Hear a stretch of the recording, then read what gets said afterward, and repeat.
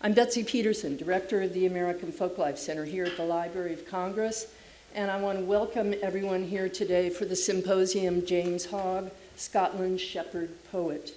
We're delighted to be co-sponsoring this event with the University of Stirling, located in the historic city of Stirling in central Scotland. And I also want to thank Councillor Joni Smith of the Scottish Affairs Office at the British Embassy and her colleagues at Scottish Government USA for their interest in and support of this event. And I believe they will be joining us a little bit later as well. The American Folklife Center, for those of you who don't know, just a little bit of background, was created in 1976 by the US Congress to preserve and present traditional culture through research, documentation, archival presentation, reference services, lectures, concerts, training, public programs, and the like. Many of our public programs are lectures and concerts, but a few times every year we host and schedule larger, multifaceted events, symposia, and other things like today's event. And for the center and the library, AFC events form an important facet of both of our public programming, but also our archives and acquisitions activities. Each event that we host is videotaped and becomes part of the library's collections. In addition, these videos are later posted as webcasts on the library's website, where they're available to library patrons far and wide, now and into the future. So with that caveat, please, if you have a cell phone on right now, please turn it off, or just silence these little devices, or you will be in our archive. The American Folklife Center archive is the world's largest ethnographic collection. And although the bulk of the collection, which is over 5 million items and 3,000 plus collections, most of them are of American origin, a significant portion, however, come from other parts of the world. And Scotland, as you can imagine, has exerted a particularly strong influence on American culture. Not only do many Americans trace their ancestry to Scottish and Ulster Scot immigrants, me included, but throughout American history, substantial cultural, intellectual, scholarly, and religious movements, as well as major literary and musical influences, have come to us directly from Scotland. In the early 19th century, Scottish authors and poets were enormously popular and widely read throughout the United States, and their works helped shape America's popular culture. Some, like Robert Burns and Sir Walter Scott, remain popular today.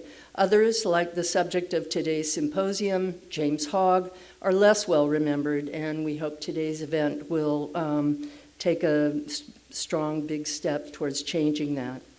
James Hogg was a remarkable figure on numerous fronts. As folklorists were intrigued with his contributions as a collector of regional folk songs and folklore, and as a songmaker. And today we'll also explore his role as a novelist, poet, and writer. And then there was his singular career, his ability to move from literally being a shepherd in the rural border town of Ettrick to becoming a celebrity in the drawing rooms of Edinburgh and beyond.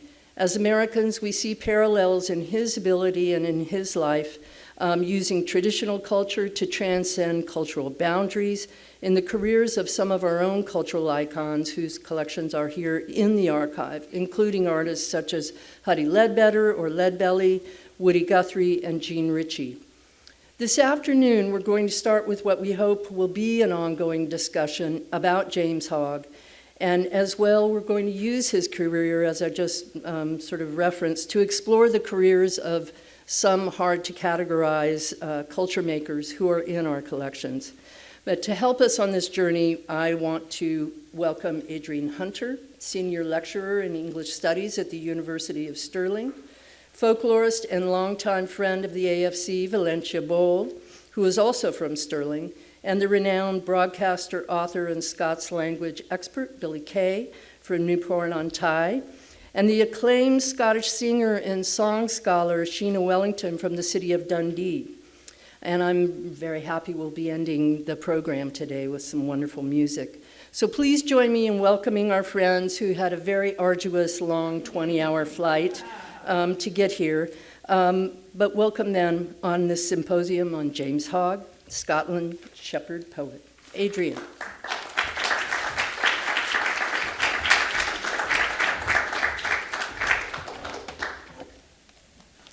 Thank you so much, Betsy. Thank you. Welcome. It's lovely to see so many of you here. I spend much of my time trying to drum up an audience for James Hogg, so it's lovely to come so far from Scotland and to find an audience for him.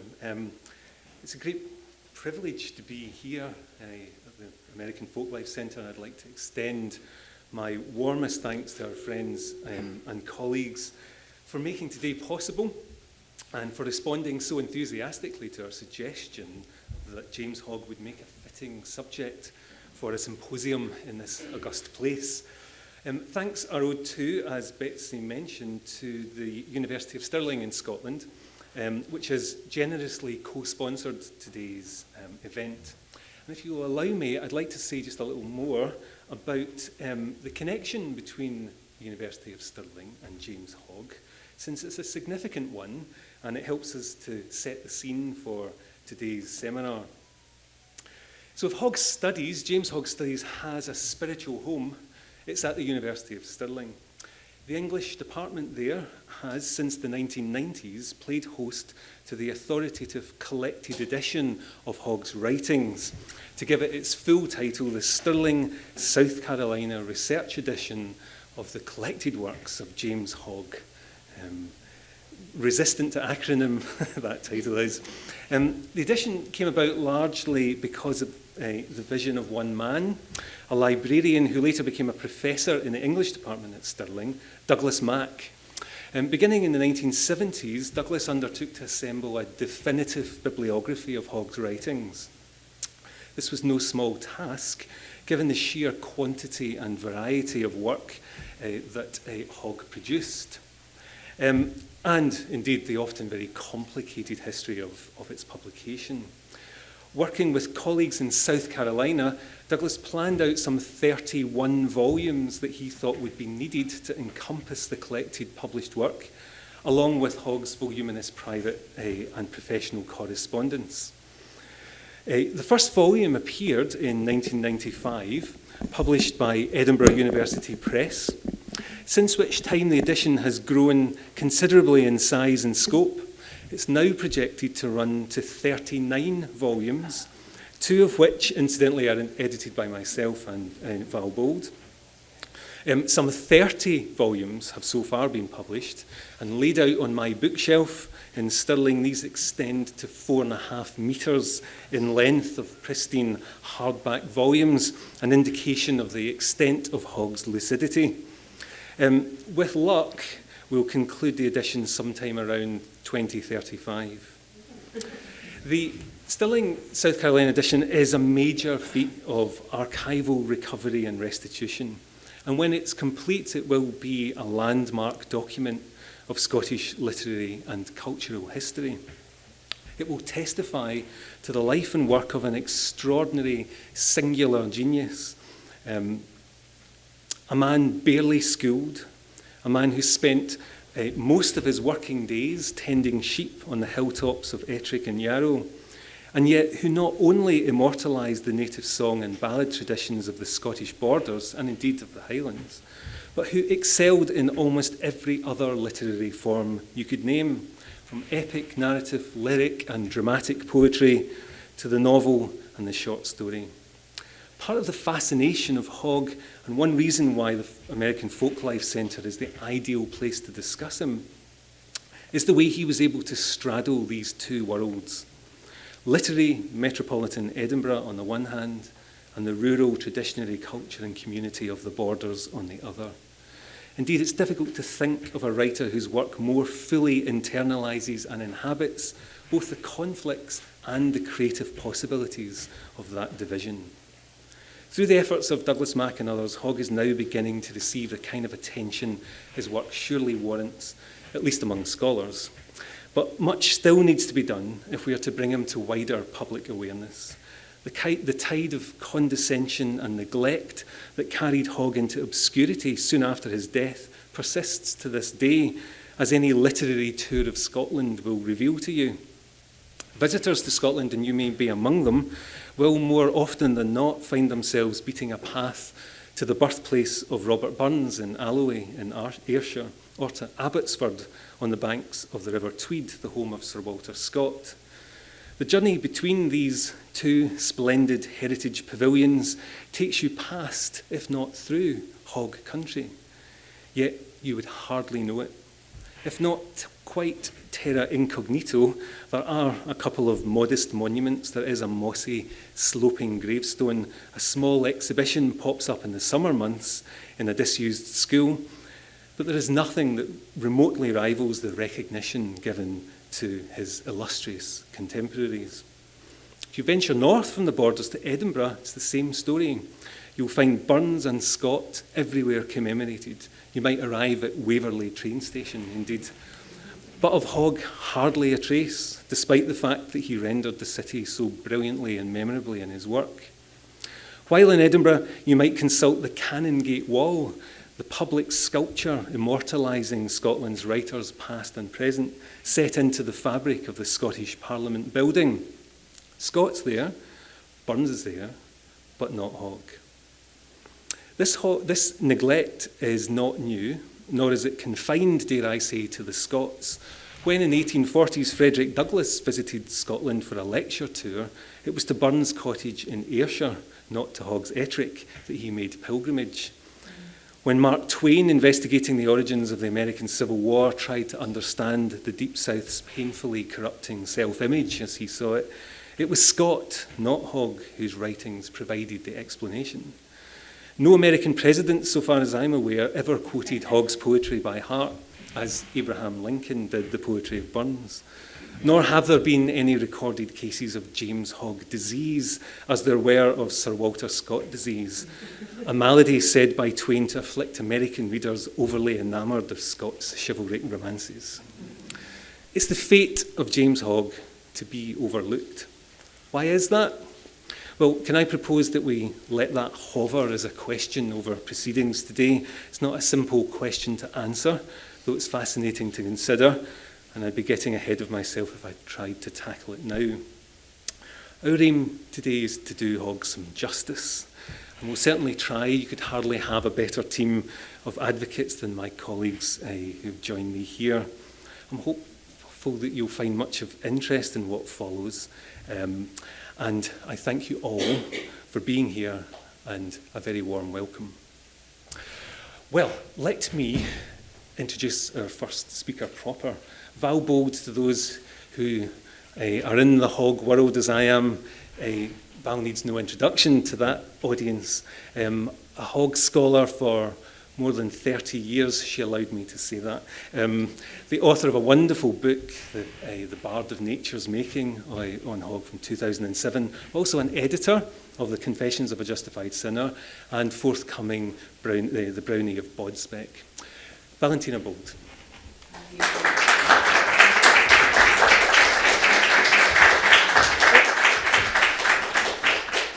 I should say that obviously I started studying Hogg as a very small child, but that's what I was going to say.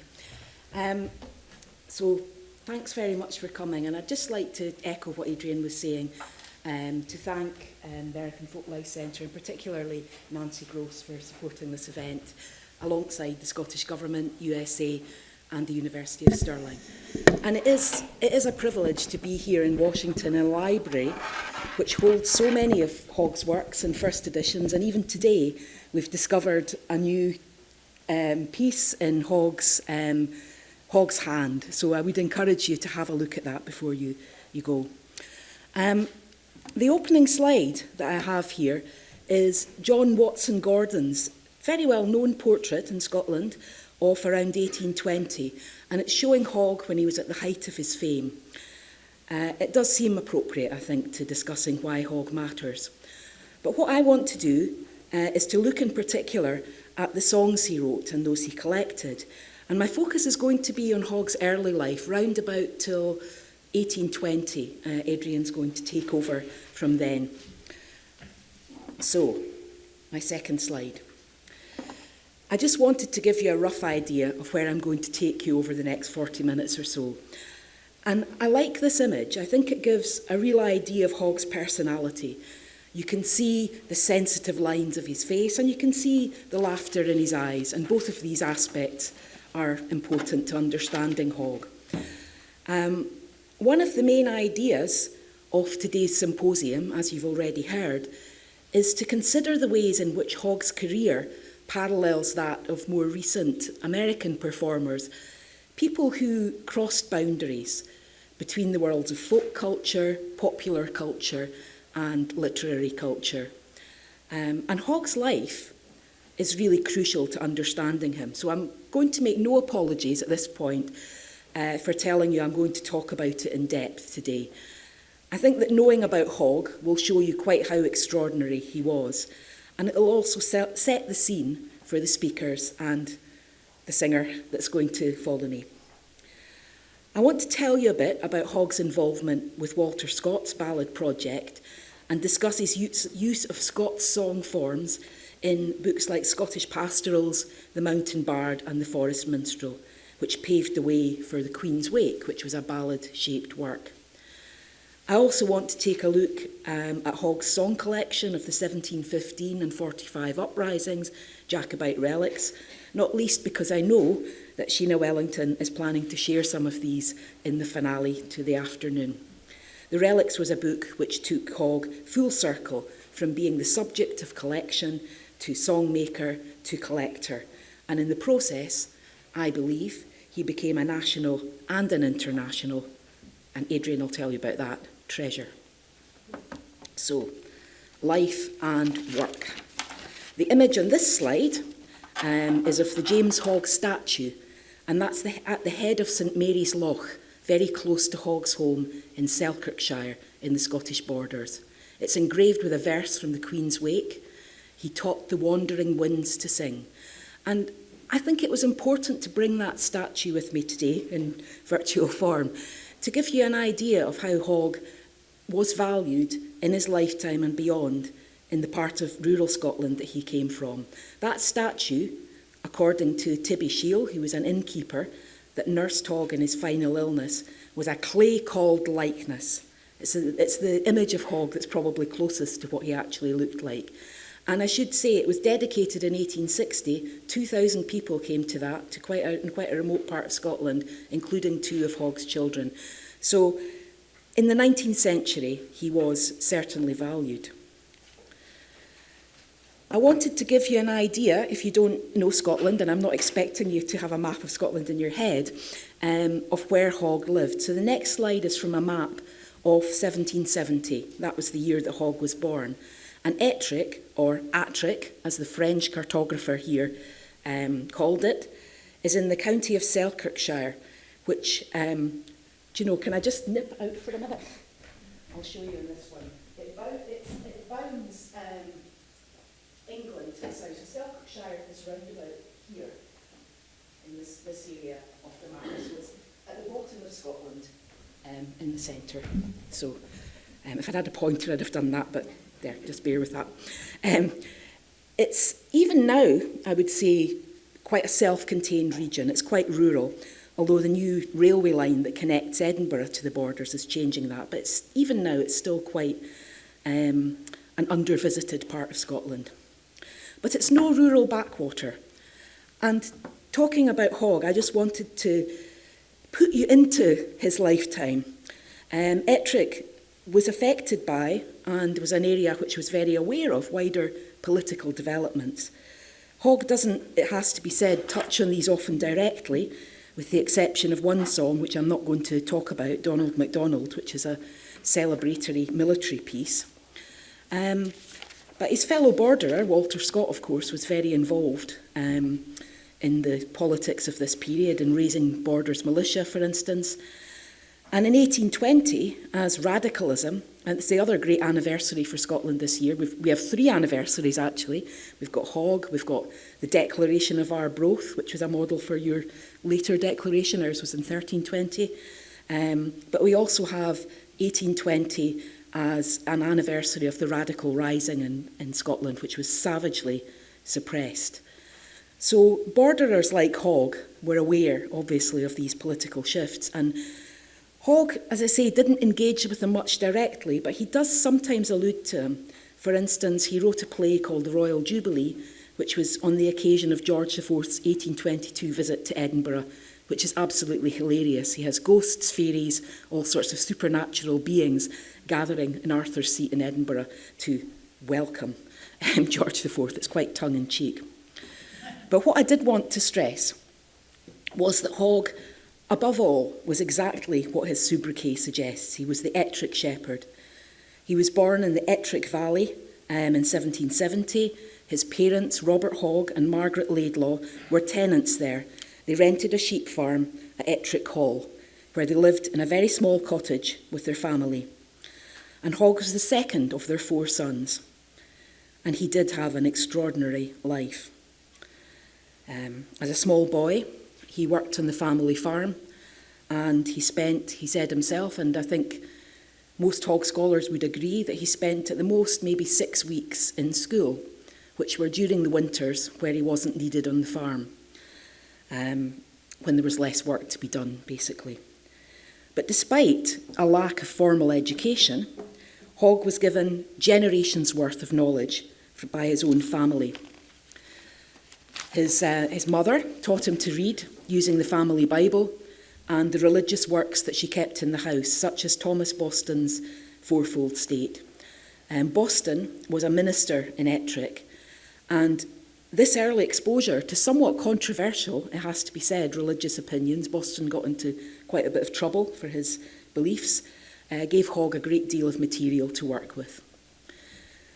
And probably most crucially, he had a wealth of oral traditions to draw on.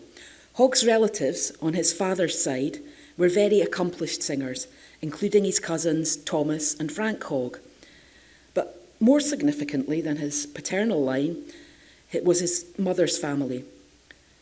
His maternal grandfather, William Laidlaw, who was known as Will of Hope, was born in 1691, and he was an extremely skilled storyteller and singer, someone who passed his traditions on to his daughter, Margaret Laidlaw. And I should say, in case this causes confusion, that in Scotland, until the early 20th century, women retained their maiden names after marriage. So Hogg's mother is always referred to as Margaret Laidlaw rather than Hogg, just as Burns' wife to Scottish writers is Jean Armour.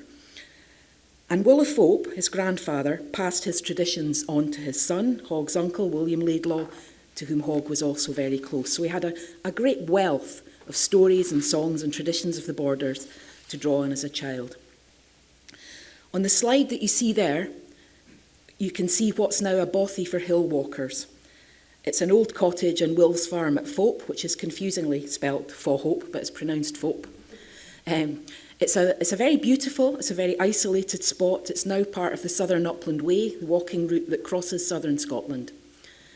But in his old age, Will moved out of Fope to live with his daughter and her family. So Hogg had very firm memories of his tales and songs told by the fireside when he was a small child. Will was a formidable grandfather, it has to be said. By his own account, he was quite an athlete, and there's still a chasm on his farm called Will of Hope's Leap, where he leapt from one side of a mountain to another. Will died when Hogg was 7, but his legacy really stayed with his grandson. He would later share Will's stories, and I think share his narrative style in his songs, in his poetry, and in his prose.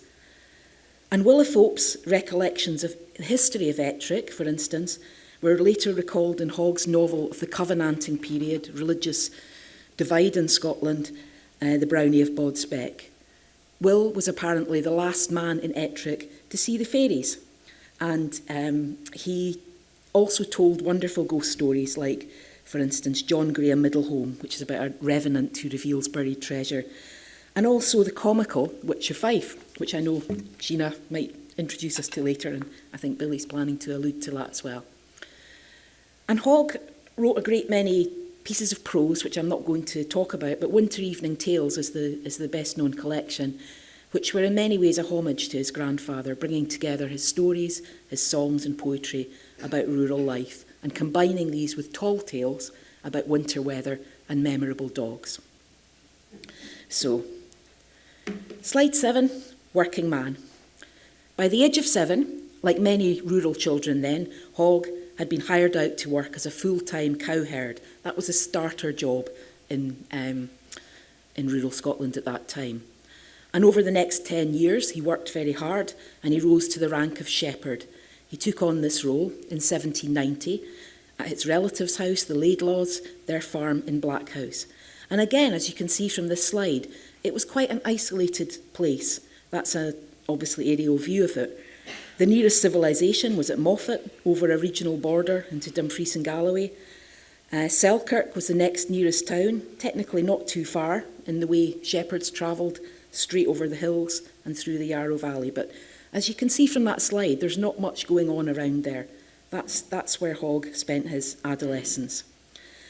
And he seemed set to follow the pattern of generations before him, as a shepherd, a sheep farmer, even if one who enjoyed creativity and bore traditions forwards.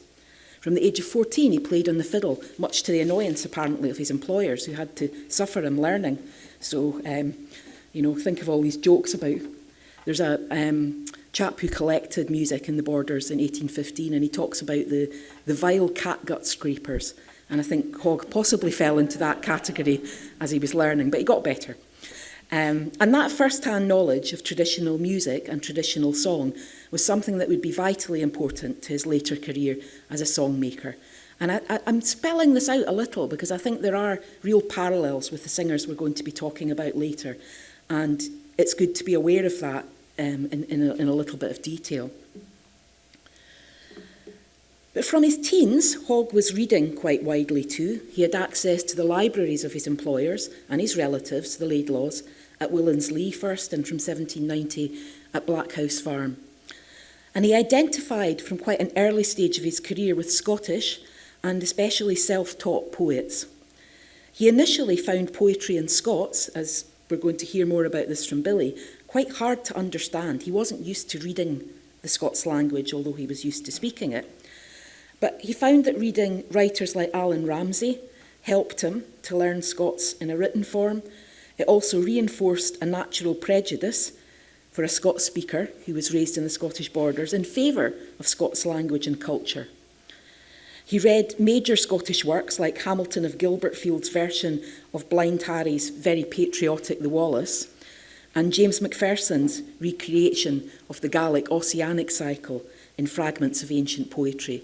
So, as for many singers and songmakers, he had the knowledge both of orally transmitted traditions and of literary traditions, and there was no great barrier to Hogg in that. And I think we've come a long way over the past time, and I don't think that's a great surprise to people now. But he imbued all of these influences and mixed them up and took of them what he wanted. One of the things that Hogg suggests in his memoirs was that he was very directly influenced by his first encounter with Robert Burns's work, which was in 1797, he said. And you can see Burns on that slide in the very famous Naismith portrait. And Hogg said that hearing a man called John Scott, who he describes as half daft or crazy, reciting Tam O'Shanter, led him to a moment of very important self-discovery. And I'll just read you this because it gives you a sense of Hogg the man and of how Hogg the man wanted to be seen. I was far more than delighted. I was ravished. Before Jock Scott left me, I could recite the poem from beginning to end, and it has been my favourite poem ever since. He told me it was made by one Robert Burns, the sweetest poet that ever was born. He told me all about him, how he was born on the 25th of January, bred a ploughman, how many beautiful songs and poems he had composed, and how he had died last harvest. This formed a new epoch of my life. Every day I pondered on the genius and fate of Burns. I wept, and always thought, what is to hinder me from succeeding Burns? I too was born on the 25th of January, and I have much more time to read and compose than any ploughman could have in their work. But then I wept again because I could not write. However, I resolved to be a poet and to follow in the steps of Burns. Now, there are one or two problems with this memory, which I've noted in green here, but it does give some idea of how Hogg saw himself as a poet after Burns, and a better one. And one of them, of course, is he wasn't actually born on the 25th of January. He was born in December. Later on, he would say that he hoped he would have a son also born on the 25th of January, who would be the greatest poet of the three of them. But, you know, truth, who would put truth in the way of a good story? So let's take it in the spirit that's written. And to be fair, whilst the remembered year, while the details might not be genuine, the spirit is. And Hogg did decide he wanted to be a poet. And as I was saying earlier, actually, much to his mother's disappointment, his mother was a great source of ballads, but she did not like Hogg writing. Anyway, more of that perhaps later. Hogg, about this time, round about the 1790s, was engaging in various creative exercises. He was writing poetry informally with other shepherds. He formed a literary society, and he earned the nickname at that point, Jamie the Poeter, Jamie the Poet. But possibly the most important early influence on Hogg was not encountering Burns' work, but meeting Walter Scott. And their paths crossed, largely thanks to Hogg's employer and relative, William Laidlaw, who was assisting Hogg, who was an amanuensis to Hogg in his project of collecting the minstrelsy of the Scottish border, the Scottish ballads. And Scott first visited Hogg in 1802, not 1801 as he says, but there are reasons for that, but in 1802. And their friendship was sometimes fraught. It was something that would cast a very long shadow over Hogg, and that's why I used that image. It's the clumsy underwriting of Scott's shadow over Hogg. Please forgive me. But the first meeting between the great unknown, Walter Scott, and the Ettrick Shepherd is something that has passed into legend. It really is worth quoting, as it reveals a great deal about Hogg's later attitude to traditional song. One fine summer day of 1801, as I was busily engaged working in the field at Ettrick House, Wat Shiel came over to me and said that I would gang awa doon to the Ramsey Cleuch as fast as my feet could carry me, for there were some gentlemen there who wanted to speak to me. I'm thinking it's the Shirra. I was rejoiced to see this, for I have seen the first volumes of the minstrelsy of the Scottish border, and had copied a number of them from my mother's recital, and sent them to the editor, preparatory for a third volume. I accordingly went towards home to put on my Sunday clothes, but before reaching it, I met with the Shirra and Mr. William Laidlaw.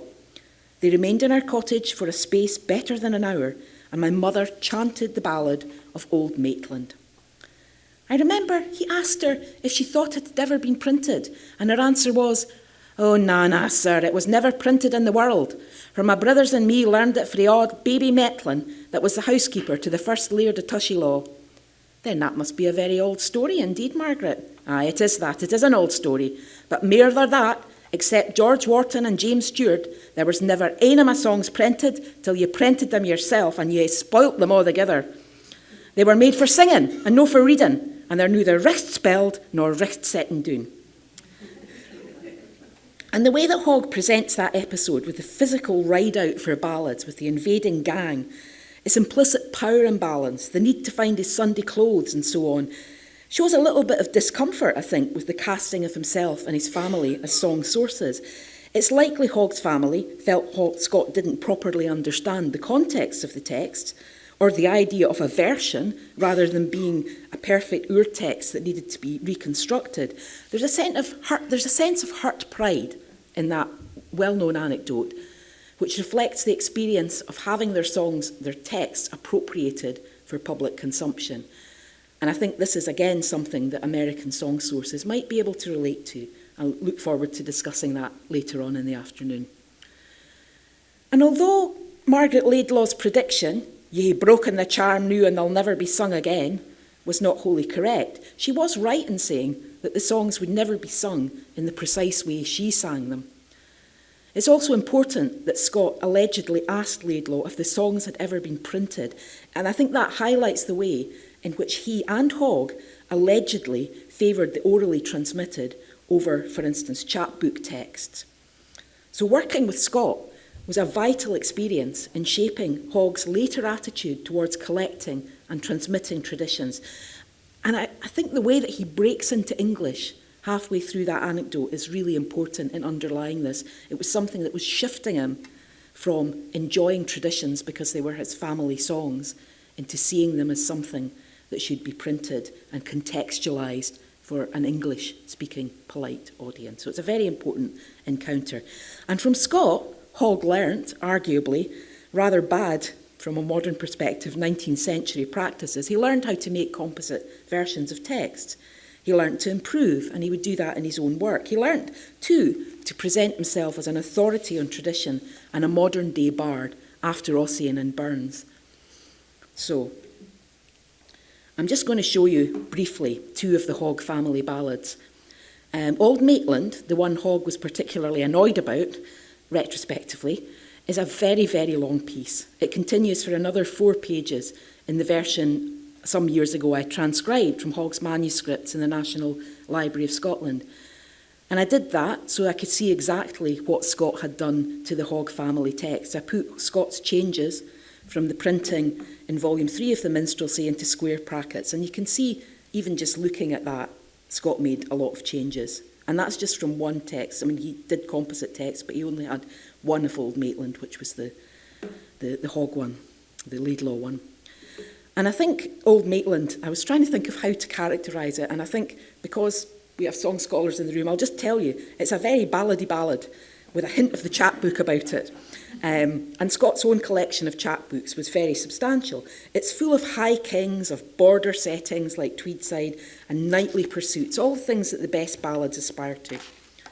And in the Minstrelsy, Scott says that the text, which was not accepted by your Francis James Child as a genuine ballad, was learnt from Margaret Laidlaw, who lived on the sequestered banks of the Ettrick. And he says in the Minstrelsy that he'd heard of the ballad through a servant girl at Blackhouse who knew it from Willowhope, Hogg's grandfather. And according to Scott, Hogg himself transcribed it from Hogg's uncle, the younger Willowhope. Now, the provenance through Hogg led to the later doubts about this text, which Child obviously shared. But as John Leyden, Scott's amanuensis, said, at this time of his life, Hogg would not have dreamt of passing off a text as an old ballad to Scott, unlike, it should be said, his friend Alan Cunningham, who had no scruples about doing that to the antiquarian Robert Cromek and told everyone about it afterwards. But I also think it's interesting that Scott mentions Hogg's mother and his uncle. And I think the fact that there were multiple sources from the same family suggests to me that I believe it. I think it was a real text. But I also think that it's likely that Old Maitland came from a chapbook. I haven't got the chapbook. I've had a look at some of Scott's. And to me, it's not particularly important. And I don't think it was to the people who sang it either. It's only important to collectors who want to categorise it. And I also think, I was thinking about this morning, and in fact, it's really a bit of a sauce for the goose not being sauce for the gander, because no one's actually that bothered about Scott using composite texts or improving texts. But if a peasant does it, then that's wrong. That's the kind of thread. And I think, Adrian and I were talking about Hogg. We had a very long journey, I think it's already been mentioned. So we had a long time to talk about Hogg. And, one of the reasons I think that Hogg is not given the stature of Burns, for instance, there's an old saying about people from Edinburgh, and I'm from Edinburgh myself, where they say, you'll have had your tea. So the idea is you go to somebody's house and they don't feed you, they just say, you'll have had your tea already, so you're fine. And I think actually with Hogg, it's a case of you'll have had your peasant. So they've had Burns, one peasant is enough. So there you are, that's my theory. Anyway, the other example that I wanted to just share with you briefly is a better known ballad, the Dowie Haum's a Yarrow, or the Dowie Den's a Yarrow, as it's often called. This was also from the Laidlaw family, from Hogg's mum, and it's a story of a tragically murdered lover, perhaps through an honour killing, or as Scott suggests, because a brother was jealous because his sister had a very large dowry, so he killed her husband. And the song's usually associated with Aikwood Tower, which you can see in this picture. So I just thought I'd mention it. I'm not going to dwell on it. Associating himself with the world of ballad through his interactions with Scott, I think for Hogg, was something which was a bit of a double-edged sword. In some ways, as Thomas Carlyle would later say, Hogg was regarded as a product of nature, a noble savage in the form of a shepherd. But perhaps, as Carlyle says, he was the real deal. He wasn't a peasant packaged up for consumption by the educated classes, but that was how he was often treated, and we'll hear more about that as we go along. And I think that genuine, actually product of nature thing was what appealed to writers like Byron, who was a good friend to Hogg, and appreciated, I think, the writer on his own terms without making class assumptions. Do you know, he was so out of the class thing himself, even though he was quite posh. I think he got Hogg a bit more than some of the other romantic poets and writers. So, songmaker. Hogg was much more than a source for traditional songs, and by the time he'd met Scott, he'd already published his first book, Scottish Pastorals, in 1801. Scottish Pastorals is a set of songs very influenced by Burns and by Ramsay too, and it's important to mention for one major reason to me. Although at the point he published this, it was his first book, he didn't include musical notation, he does include, like Ramsay, but not so much Scott, air titles in the headers. And you can hear the tune for this, Tushy Law's Lines, if you like, played by Laurie Watson as a tune rather than a song, through a link that I've got there. Or you can just Google it, it's Tushy Law's Lines, Laurie Watson. And I just want to say for now that it's a very intelligent musical pairing. It's an air that's understated, it has a very spirited quality, which matches quite well with the words. And Hogg liked matching text with music. It's a 3/4 air, and it suits the kind of lilting words of the song. And it's very much in a Scottish traditional sense. You've got a shepherd's daughter who's courted by a social superior. She's someone who has a kind of fairy quality to her. She's got a coaty green and glittering een. But Hogg uses the tune, and as I say, I've just not got time to prove this, but trust me, he uses the tune very well. He has an F natural, for instance, under the green, and he extends the E in the song, which makes it really nice and spooky. So he shows even at this early stage in his career that he knows his traditional idioms and he can be quite experimental with them too. I'm just going to give you a quick bit of autobiography so you're caught up when you come to Adrian in the 1820s. But the early 1800s were a very formative time for Hogg. He both left the borders and he went back. He also spent some time in the Highlands at Scott's suggestion. He followed in Burns's footsteps and wrote some letters about tours in the Highlands between 1802 and 4, which were published in the Scots magazine. And he liked the Highlands so much that he decided he would move to Harris in the Hebrides. He would take a sheep farm on there. And unfortunately, that ran into legal difficulties, and Hogg lost his life savings at that point. And because of that, he was completely broke, and he was also very embarrassed because he'd been taken for a ride. And instead of going back to Ettrick initially, he went into Nithsdale, which is significant because it allowed him to meet Robert Burns's widow, Jean Armour, and that was something he used later in his posthumous work, the works of Robert Burns. So he actually had a tangible connection to Burns at that point. He moved to Edinburgh in 1810. He was hoping for a literary career, but by 1813, despite the success of his Queen's Wake, which I'll touch on in a moment, he decided to return to the borders. He took the lease on the farm you can see here at Altrive, and later he took the lease on the adjacent farm at very favourable terms, it has to be said, Eldenhope, and he would live there for the rest of his life. And I'll just put a little happy bit in, because that's nice. In 1820, he married his sweetheart of many years standing, Margaret Phillips, and they had 5 children together. He had a very happy domestic life, as well as some other adventures, but we won't go into that just now. And not after he was married, so there you go. Slightly. Anyway, we won't go into his personal life to that extent. So we've caught up a bit with his biography, and I just want to return to the songs and to Ettrick, and I'm just going to put some setting the scene sort of things which will help when you hear the songs in performance. The Mountain Bard is very much in an oceanic vein, as you might expect from the title. It's retrospective. It includes ballads and imitations of the ancients, rather like the minstrelsies, imitation of the ancient ballads. some of which are really very straight ballad imitations, such as the one that you see here, Sir David Graham. That had originally been published in the Scots Magazine in 1805, and it's quite a nice little ballad. It shows, again, Hogg's skill at blending the sort of realism that you get in ballad with some psychological observations, which he later did quite a lot in his fiction. It draws on a verse that he picked up, a floating verse from his mum, Margaret Laidlaw, "The dew flew east, the dew flew west," and it's also got a little bit in it off the Twa Corbies, although Hogg says he didn't improve it very much. And he satisfied the wider market for ballads by making Graham, in 1807, the floor of all the British Isle. And he was not uncomfortable, as Scots often are now, with the concept of Britishness, but hey, that was the early 1800s for you. But anyway, it's a nice little piece. And Auld Ettrick John, similarly, is in a ballad vein. So, we're coming near the end now, national treasure.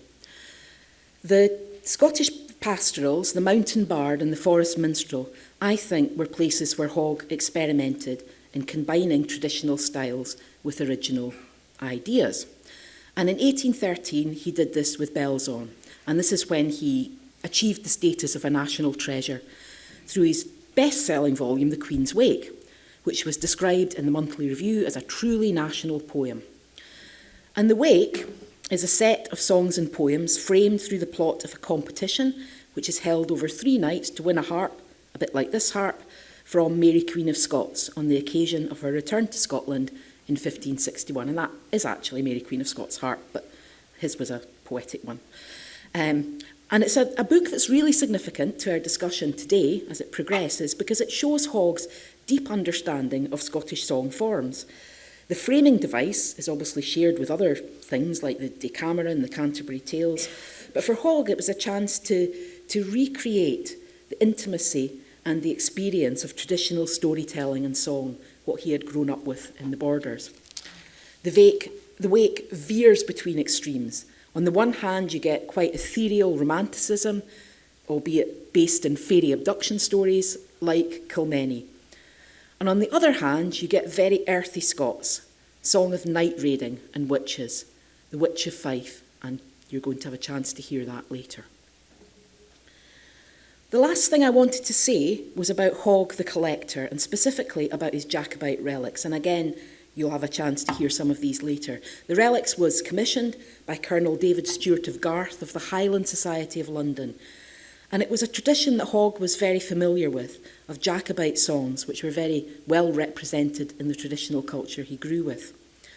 The Society had suggested representing songs about the Jacobites and also about their opposition, the Hanoverians. There aren't many Hanoverian songs. Hogg said it was because of Scottish sympathies. Nobody cared much for Hanoverian songs, which is actually quite a brave statement if you think about it to make in the 1819 when he published this. The Relics is very comprehensive. It's arranged chronologically, so you've got Volume 1, which is songs about the 1715 uprising of the Jacobites, and Volume 2 is about 1745. And the second volume is the one that people tend to engage with more. It's got the really nice, romantic, wistful songs, often from a woman's viewpoint, about the Jacobites and losing the Jacobites. And the reason I'm kind of coming to hopefully a conclusion, sometimes feels when you're talking as if you're going to go on indefinitely. I'm not going to do that, I'll reassure you. But Hogg's experiences with the minstrelsy are very much reflected in the way that he collected here. He used some items from oral tradition, just as Scott had done. He used some from manuscripts, some of which had been collected by Scott and John Moir, and others were printed songs already from volumes like Johnson's Scots Musical Museum and Cromeck's Remains of Nithsdale and Galloway Song, much of which was composed by Alan Cunningham. But the relics, like the minstrelsy, used composite texts, and this is where Hogg really started to go to town with that form. He used his first-hand familiarity with oral traditions, verbal and musical, to advantage. He included skeletons of airs, which drew on his knowledge of the fiddle, And in that he was aided by William Stenhouse, who was the Edinburgh accountant who edited music in later editions of Johnson's Musical Museum. And he claimed, Hogg did, that the airs could be harmonised for piano by any composer or professional player.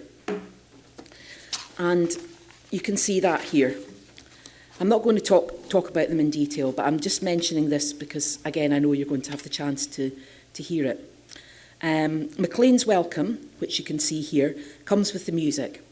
And this, if nothing else, I think, is a sign of Hogg's desire to have the songs he collected performed, to put in the opportunity for chaunting that his mum wanted with Scots songs.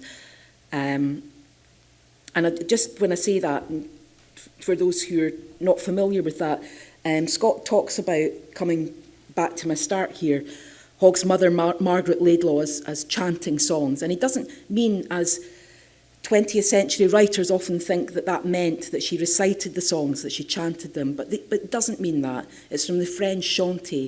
So he was saying that she was singing the songs, and that's how that's how the term was used in the early 19th century. So it's important to say that. She was a singer, she wasn't a reciter.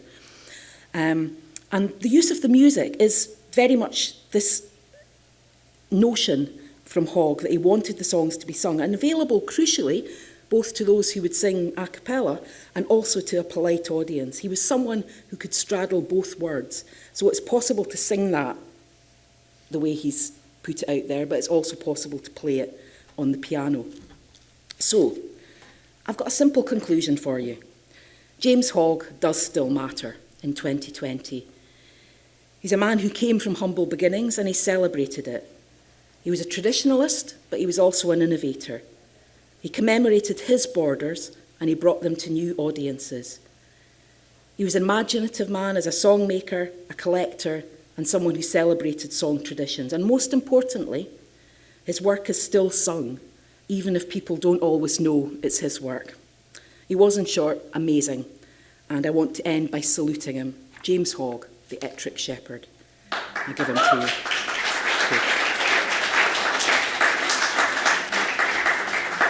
And at this point, I'm going to pass on to another person who really doesn't need much of an introduction, to Billy Kay, who is probably the best known person in Scotland for his knowledge of the Scots language. He has a background in broadcasting, and he has several really interesting programmes coming up this year related to the, for instance, Declaration of Arbroath anniversary of 1320. And he's a recent recipient of the Mark Twain Award of the St Andrews Society of the State of New York. So he's been in America more than he has been in Scotland recently, it has to be said. The customs officer recognised him, so there you go. And Billy has also brought a few of his books, which you can have a look at or purchase if you like, after we've talked a bit more. Both The Scottish World and Scots the Mother Tongue. But I know you're going to enjoy hearing him, so I'll just pass you over now to Billy Kay. Thank you.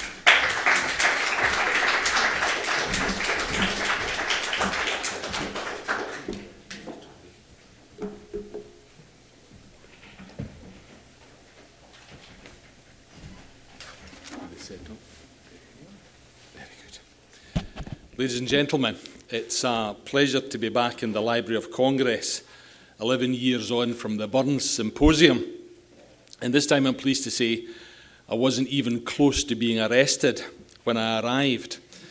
Wearing a kilt and a ski and do back then, I was in danger of being regarded as an ethnic terrorist by security guards. My ski and do was temporarily confiscated, so this time I'm playing safe. Therefore, I am kiltless in DC. Before I reach James Hogg in the 19th century, I'd like to give you a sense of the history of the language he inherited and of the literary tradition that he himself was a brilliant expression of. And I'm eident as weel to gie a muckle culture gunk begin peert my talk in Scots, but only jens your lugs he tuned in to my ain voice in English. I would like to give you part of my talk in Scots to let you hear the contemporary spoken language, but only after your ears are attuned to this, my very best Scottish Standard English. If Hogg was a leading light in 19th century Scottish literature, Lewis Grassic Gibbon was one of the greatest figures of 20th century literature. And I'd like to introduce my theme of Scots with two quotations from him. The first is a famous passage of duality from Sunset Song. So that was Chris and her reading and schooling. Two Chrises there were that fought for her heart and tormented her. You hated the land and the coarse speak of the folk, and learning was brave and fine one day, and the next you'd waken with the pee-weets crying across the hills, deep and deep, crying in the heart of you, and the smell of the earth in your face, almost you'd cry for that, the beauty of it, and the sweetness of the Scottish land and skies. You saw their faces in firelight, fathers and mothers and the neighbours, before the lamps lit up, tired and kind, faces dear and close to you. You wanted the words they'd used and used, forgotten in the far-off youngness of their lives, Scots words to tell to your heart how they wrung it and held it, the toil of their days and unendingly their fight. And the next minute, that passed from you. You were English, back to the English words so sharp and clean and true. For a while, till they slid so smooth from your throat, you knew they never could say anything that was worth the saying at all. I was given Sunset Song as a prize in high school, age 16, and I emerged from reading it a totally different person, because that passage perfectly described my own experience in a Scots-speaking environment where the everyday language of the community was given little status by cultural institutions. It garred me greet as weel. It also made me cry. The second quote from Gibbon is about the linguistic range open to himself, Burns and Hogg. Often the Scots writer is quite unaware of this essential foreignness in his work, more often seeking an inadequate word or phrase. He hears an echo in an alien tongue that would adorn his meaning with a richness, a clarity, and a conciseness impossible in orthodox English. That echo is from Braid Scots, from that variation of the Anglo-Saxon speech, which was the tongue of the great Scots civilization. Lewis Grassic Gibbon giving eloquent testimony to the linguistic duality of most Scots today. He also reminds us of the ancient pedigree of the Scots language, which is spoken by most of us and haunts the rest. Among those haunted was James Hogg, who wrote about his own Scots. "You mun mind that I write Scots, my ain native tongue, and there never was ony rule for that. Every man writes it as he speaks it, and that's the great advantage of our language, our o others." Another source of knowledge of Hogg's spoken Scots, and later you'll hear some clips of contemporary broken Scots that'll give you an idea how he would have actually have sounded. This appears in Christopher North's Noctes Ambrosianae, set in Ambrose's Tavern in Edinburgh, where the character of the shepherd is based on James Hogg. Much of it's humorous, but Professor Alan Reich of Glasgow University drew my attention to a passage where the shepherd discusses language with Thomas de Quincey, the opium eater. When the opium eater pontificates about Robert Burns, the shepherd interrupts him.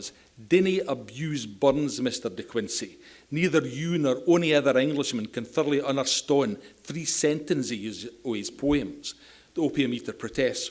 "I grant that most of them are uncouth and barbarous to English ears, even to those of the most accomplished and consummate scholars."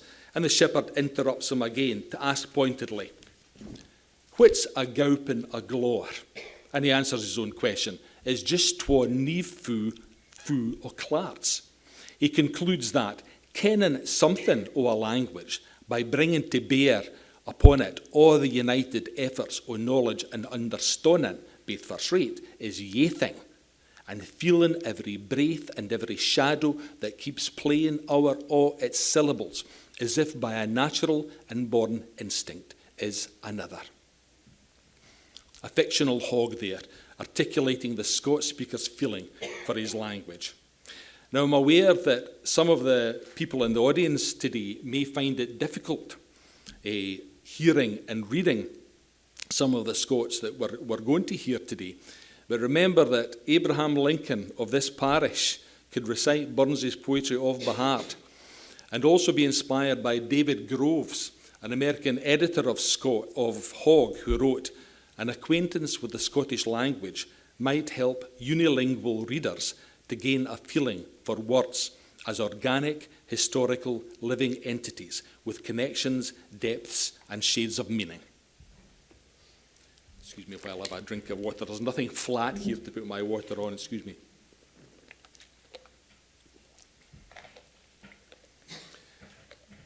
I'd like to give you a bit of linguistic history now on how that language developed before Hogg's day. The champions of a language often cite its antiquity in its claim to be recognised as the national tongue. Well, neither Scots nor Gaelic speakers can claim the language of the country's distant past, because when the Gaels arrived in Argyll at the end of the 5th century, and the Angles arrived in what's now the borders of Scotland in the 7th century, what they found both in the Pictish north and in the Cumbric south were tribes speaking British Celtic languages related to Welsh. The power of Gaelic reached its height in the 11th century, when it was the language of court, state, scholarship, literature, and the church. But over the following centuries, the centre of that state moved to the lowlands, and gradually the language of the southeast spread west and north across the whole of the lowland areas. Ironically, that language retains a lot of sounds and vocabulary from Old English. Because one of the ironies is that due to the different linguistic development in the separate states of Scotland and England, the language of England lost many of its Old English words and sounds, and they're retained in Scots. Examples include to dicht, to wipe, swear, reluctant, blate, diffident, reek, smoke, and greet, to weep. The vocabulary of Scots was also influenced by the disparate groups who made their home in the new boroughs created by David I. The polyglot nature of the early Scottish kingdoms confirmed in the royal charters addressed to the king's citizens as Frankis et Anglis, Scotis et Flemingis, French, English, Scots and Flemish. The boroughs were a melting pot in which Scots became the lingua franca. From Norman French, our great trading partners, we got words from the formation of the boroughs from Norman French, like le prévôt, the provost, and in Dundee there's a Westport and an Eastport from La Porte, the gate. There's a Venel in Irvine, a lane. I always say to people in Scotland who think they don't speak Scots, they only speak English, try going into a butcher shop south of the border and ask for one of the jigget chops from the Ashet in the window, please. Because jigget, le gigot, is good Scots and good French, lamb, and ashet, a deep dish from assiette, a plate, is good Scots and good French. From Scandinavian languages, English church, chest and breeches becomes kirk, kist and breeks in Scots. Bridge and ridge becomes brig and rig. Loup becomes leap becomes loup. Own becomes ain. Straw becomes stray. And many of these Scandinavian words are still in everyday use. Words such as to flit, to move house, your lug, your ear, your neve, your fist, and a host, a cough. Flemish and Dutch. From the 11th century onwards, the eastern ports of Scotland traded with the Low Countries, and Scotland imported a lot of Flemish skilled wabsters, especially weavers, and they introduced words like your pinky, your little finger. Some of these survive in American English. Your pinky, your little finger. To hunker down, an American expression, and a Scots expression you don't hear in English. English, hunker and doon, to go doon in your hunkers. Gowf, to hit a ball, giving the name of golf. And a scone and a houf, a pub, are all from Flemish and Dutch. From Gaelic, nearer home, you get the words to do with the topographical features, glen, ben, strath, etc. And one or two words like tocher, a dowry, or cranrock for frost. But there isn't a huge influence of Gaelic in Lowland Scots, because from the Middle Ages onwards, as lowland Scotland developed settled agriculture and urban living in the boroughs and trading with Europe, the way of life of cattle rustling in the Highlands became anathema to people living in settled lowland towns, and the Gaelic way of life did not have prestige. So they didn't absorb a lot of Gaelic influence. An idea of the position of Gaelic culture within Scotland from the medieval period through perhaps until Walter Scott gave glamour to the Highlands in his novels, through novels like Waverley in the 19th century. The attitude of the lowlanders in the medieval period is expressed in this poem by Alexander Montgomery, in which the poet imagines God creating the first Highlander. Quod God to the Hielandman, whore wilt thou know? I will doon to the lowland lord, and there steal a coo. Fie, quod St. Peter, thou will never dae weel, and thou but new made, sae soon gaest to steal. Ha, quod the Hielandman, and swear beyond kirk, sae lang as I may gear get to steal, will I never work. Quite a racial stereotype there of the lazy Highlander. Another source from which Scots derived its distinctive vocabulary was Latin, and many of the words are still used in Scots law to this day: to dispone, to convey land, to homologate, to ratify, and accederunt, a meeting. And three words that are used in the school system: the dominie, the teacher, the dux, the best pupil in the school, and the janny, the janitor. Before 1424, Scots had replaced Latin as the official language, recording the statutes of the Scottish Parliament and becoming the official language of state. An Act of Parliament of James II in 1457 gives an example of the style of the records and reveals that our national sporting obsessions have changed little in the intervening years, because it refers to gowf, golf, and football. Item, it is decreed and ordained that wapen shawns, that's a muster of arms, that wapen shawns be holden by the lords and barons, spiritual and temporal, 4 times in the year, and that the football and the gowf be utterly cried doon, and nocht use it. Now that word, Wappenshow, pure German word, Waffenschau in German, a muster of arms. I first came across that word in the novels of Walter Scott, the beginning of Old Mortality, where he describes a muster of arms, a show of arms, where the men were to practice their arms against the English historically in the upper area of Clydesdale. And I remember reading it in Scott and thought, what a fantastic word. Wouldn't it be great if words like that survived, presuming they had died? Got to 20 years later, and I'm first footing, going round my relatives in Galston in Ayrshire, where I come from. And I'm having a drink with my Uncle Albert. And I said, are you having a quiet time in the next few days, Albert? Are you going to anywhere? And Albert said, we're actually going over to Lugarthemora for a Wappenshaw. I said, what? We're going over to Lugar for a Wappenshaw? What do you mean? My uncle is a bowler, lawn bowling. And in Ayrshire, a Wappenshaw is a competition between different bowling clubs, one against the other. So there was a word that I thought had died out, appeared in Walter Scott, and there it was, a living word in contemporary Ayrshire. So that's an example. I call it the Wappenshaw theory, that every Scots word that's ever existed exists somewhere, still used naturally.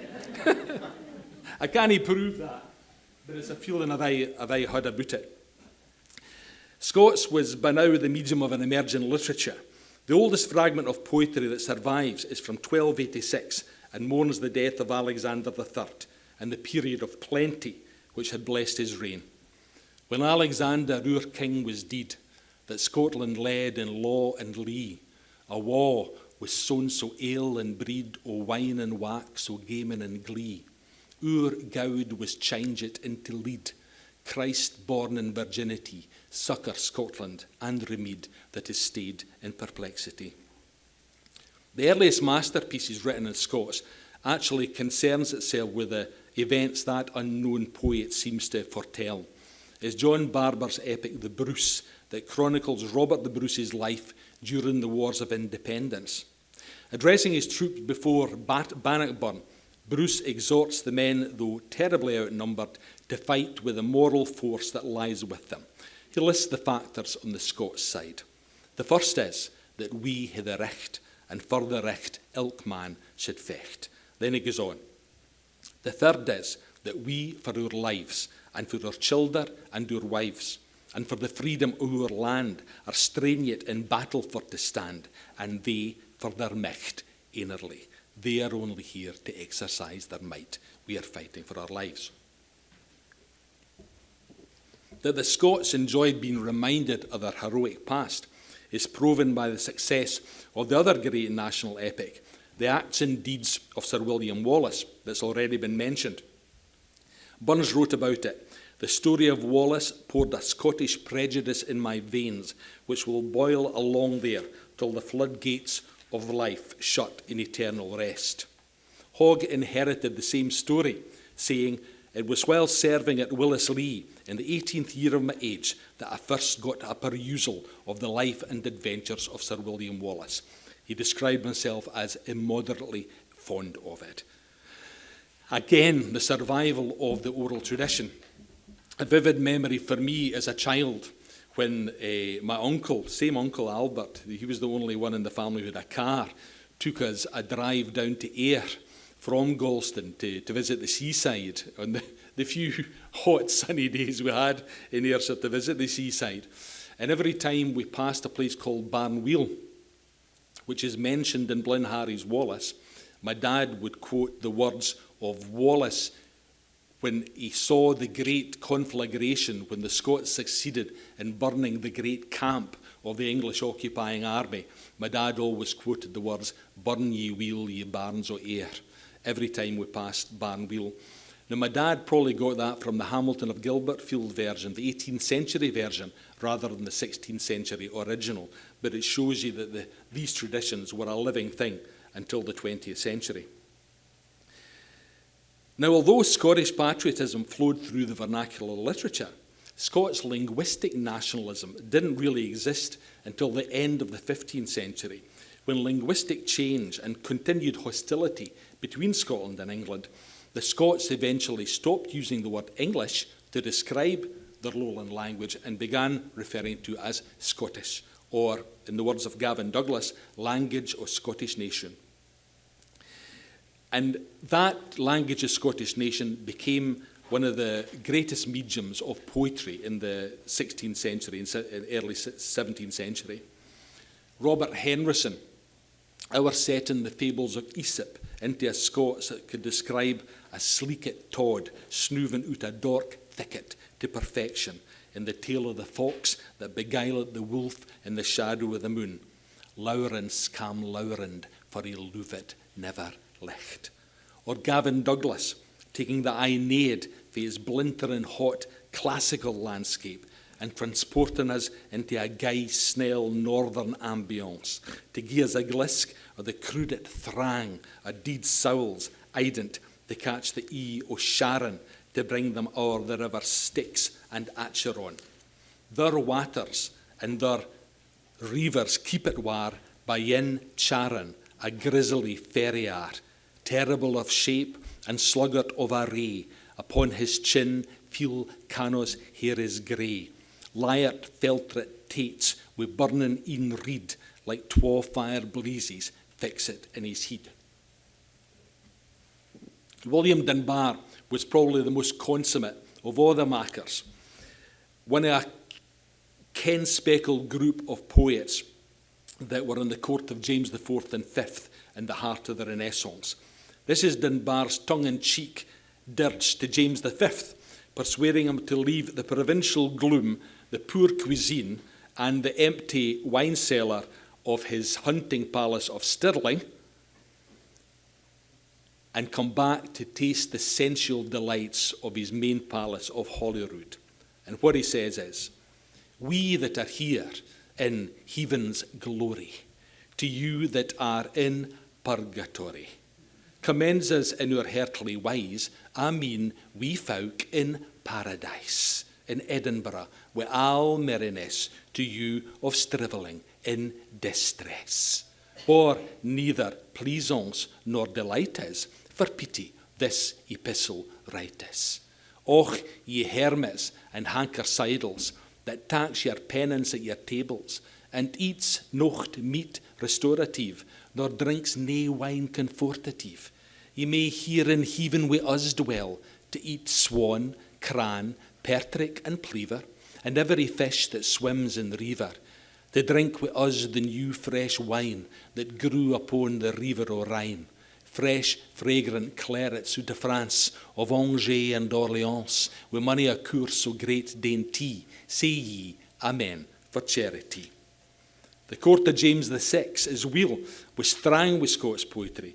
Jamie even screvet a queer cried rules and cottles, rules and cautions, the full title being a short treatise containing some rules and cottles to be observed and eschewed in Scottish poesy, and printed in Edinburgh in 1584. Yet, when James became James VI of Scotland and became James I of England and gaed to London, there would be no court to support the court makers, the court poets anymore, and the high register art poetry of the makers, and therefore a cultural vacuum was created. The folk song tradition continued, but the high art tradition died a death from then on, and it would be left to individuals who would come along, like Burns and Hogg and Ferguson, to kickstart the tradition again.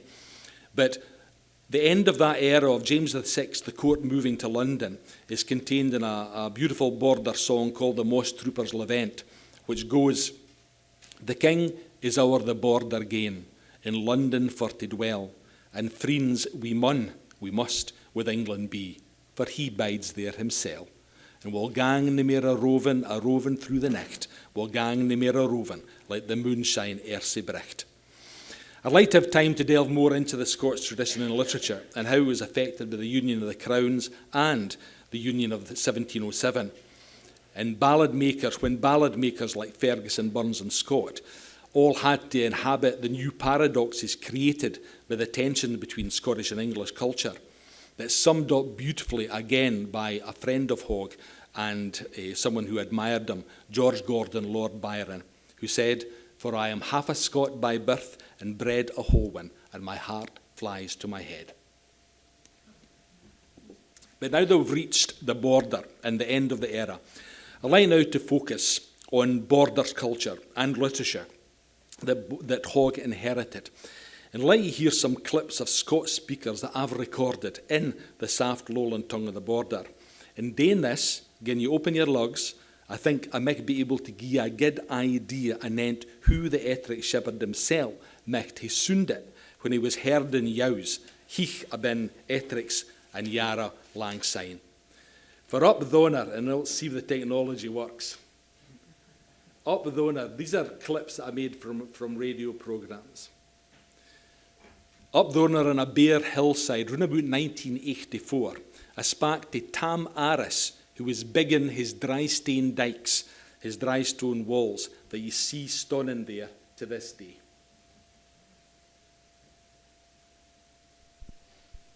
You start off, you level out your foundation, and then you get your big, kind of ugly stones into the bottom for fund stones, keeping the fund a wee bit wider than the shank of the dike is going to be. The shank is the dike up to the copse. And then you start off with your doubles and hirten. The doubles are the yins you put on along the outside of the dike, he say, or tied into the middle of the dike, as he say. And then your hirten or pocken is what you fill the middle with. Or they can do rubbishy, roundish stones you put into the middle to fill it up. And then halfway up, in this case, halfway up, at the top of the first course, as we talk about, we put in throw bonds or ties that come right through the dike. The idea for them is to hold the dike together. But you have to choose, you have to wheel the stains guy quickly. You haven't got Oh, much time. you have to wheel your stains. You lay out your dike before you start. You see, there's all the cups flung to the outside, the top stains, and throw bonds flung to the outside. Now, we're sodding this dike as per instructions, putting a turf sod on. Aye. That's what they want here. But it's a short-term policy. I mean, the sod only lasts about 25 years, maybe. A good sod lasts about 25 years, and yet they expect the dike to stand indefinitely. In fact, it should stand forever. What lets the dike down very often is what's underneath. Rabbits did an awful hell to a dike long ago, digging holes underneath. But there are no other rabbits now, you see. Myxomatosis finished that. Then the hill cow subsidy did a lot of hell. The dikes weren't high enough to keep the cows off the top of them. And with a cow subsidy, everybody put on cow. Aye. They did a lot of hell to dikes. And now worse still, as they damned foreign bulls have fetched in. They big Charlies and limousines or whatever you call them. They don't ken who to treat a Scottish dike. They're far out big. A little Galloway or an Angus or even a Shorthorn wasn't so bad, but they foreign balls, whatever fetched they into the country for, I'll never know. Tamaris. About 20 You years start off, you level out your foundation, and then you get your big kind of. I may have to get help to find the next one now, sorry. About 20 years after I interviewed Tam, I get back to the border and made 2 programmes called Gentle Shepherds, after the musical play made famous by Alan Ramsay in the 18th century. According to Gillian Hughes, Hogg learned this latter work by heart and would often repeat it, names, songs and scenes, just as they lay in their order. As you'll soon jalouse, the Scots tongue was still in the mouths of the herds, as it was in Hogg's day. Here's a wee audio clip for you, with the voices of herds like Ander Beattie for Flex Lodge, Tam McRobert for Ancram and Tom Riddle for Howick. Here they're gieing their fond memories of their first lambing, sign minding on the Sair Darg or lambing in Coors Wather. Now there's a famous quote for a Galloway shepherd that goes, "Only Sochlo a buddy can write a book, but it takes a man to herd the Merrick, the highest hill in the area." Well, you get a good idea of what he was talking about, especially when he was herding in Snell, Funer and Winter Wather.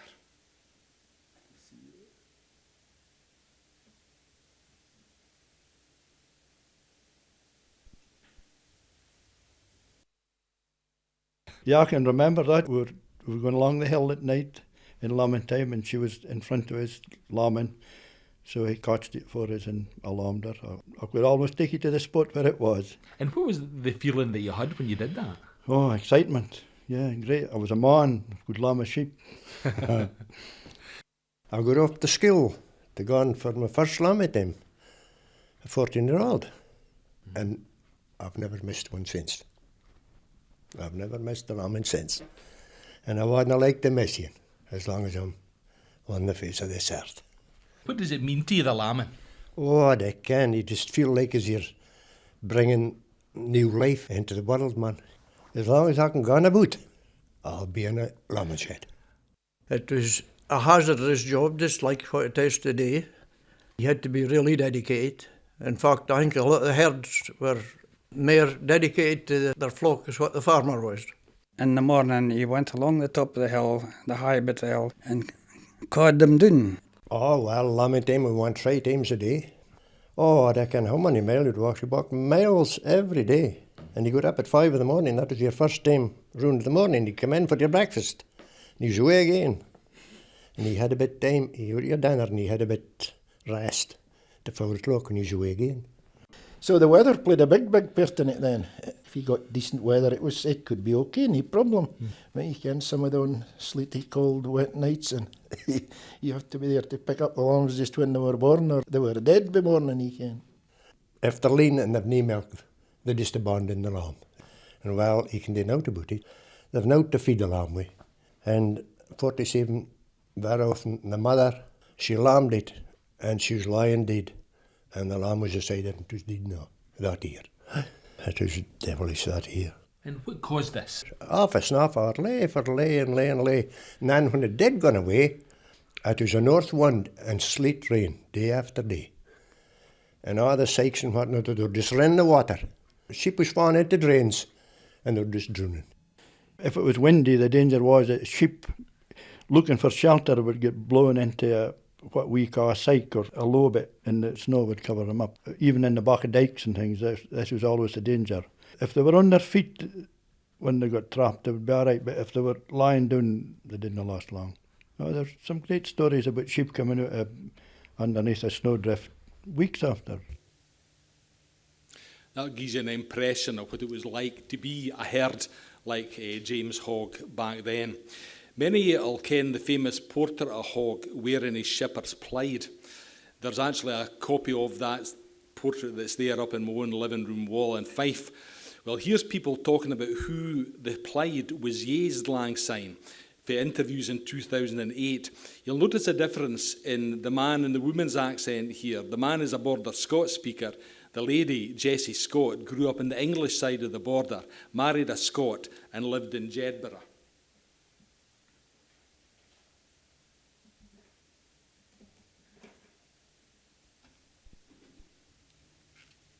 I can remember my grandfather, Charlie Scott.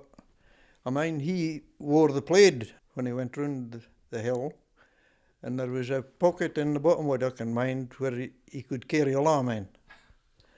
So that's been going for a lot of years now. There'll not be anybody can mind of that, I think.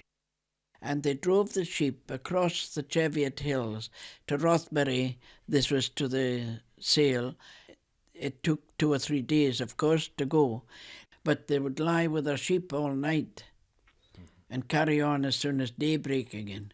Now, they wore the plaid, and the nook of the plaid, they would carry a dumpling, and they would put that in the corner of their plaid, and they would just take a slice off that and eat it whenever they turned hungry.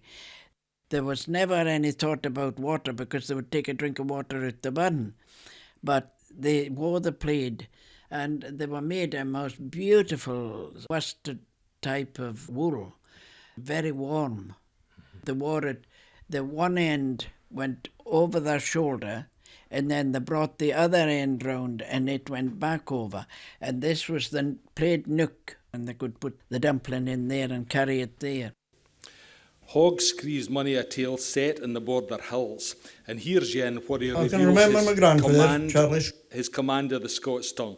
This is a bit of chapter 1 of the Brownie of Bod's Beck, where a shepherd, a herd, tells his wife what another herd had experienced out in the braeside. I'll tell you, good wife, when a Monday nicht he came yont to stop the yows off the Hog fence, the wind being easel. It was a wee after midnight, and the moon wasna just gone doon. He was sitting in the scug o' a bit cleuch brae, when, or ever he wist, his dog Kilder fell a gurrin and gurrin, as he had seen something that he was terrified for. John took him aneath his plaid and held him, thinking it was some sheep stealers. But or it was lang, he saw a white thing and a black thing coming up the home close together. They come by within 3 cat loups o' him. He gripped his cudgel firm and was yens going to give them strength of arm, but his poor failed him, and all his sinnings grew like dockins. There was a kind of glamour come o'er his een too, for all the hope and the heaven grew as dark as tar and pitch. But the setting moon shone even in their faces, and he saw them as well as it had been 4 day. The tane was a wee bit hurkling criel o' an unearthly thing, as shrinky and wan as he'd lain 7 years in the grave. The tither was like a young woman, and what do you think? He says he'll gang to death with it, that it was either our dochter or her wraith. Hogg adding a fey ballad fey quality to his stories of life rocking the hulls, where his constant companion was his dog, and nae image o' Ettrick or border shepherds would be complete without the border collie. And here's the herds talking about their dogs. I don't get the right spec.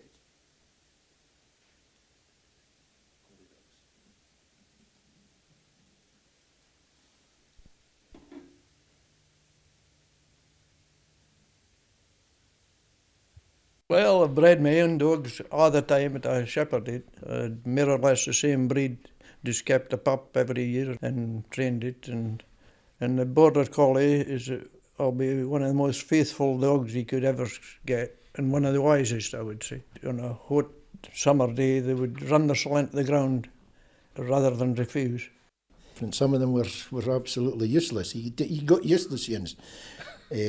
Just wouldn't work at all. They had no interest in it. But most of them could be some use, but there was useless ones, aye. Yeah. What happened to them?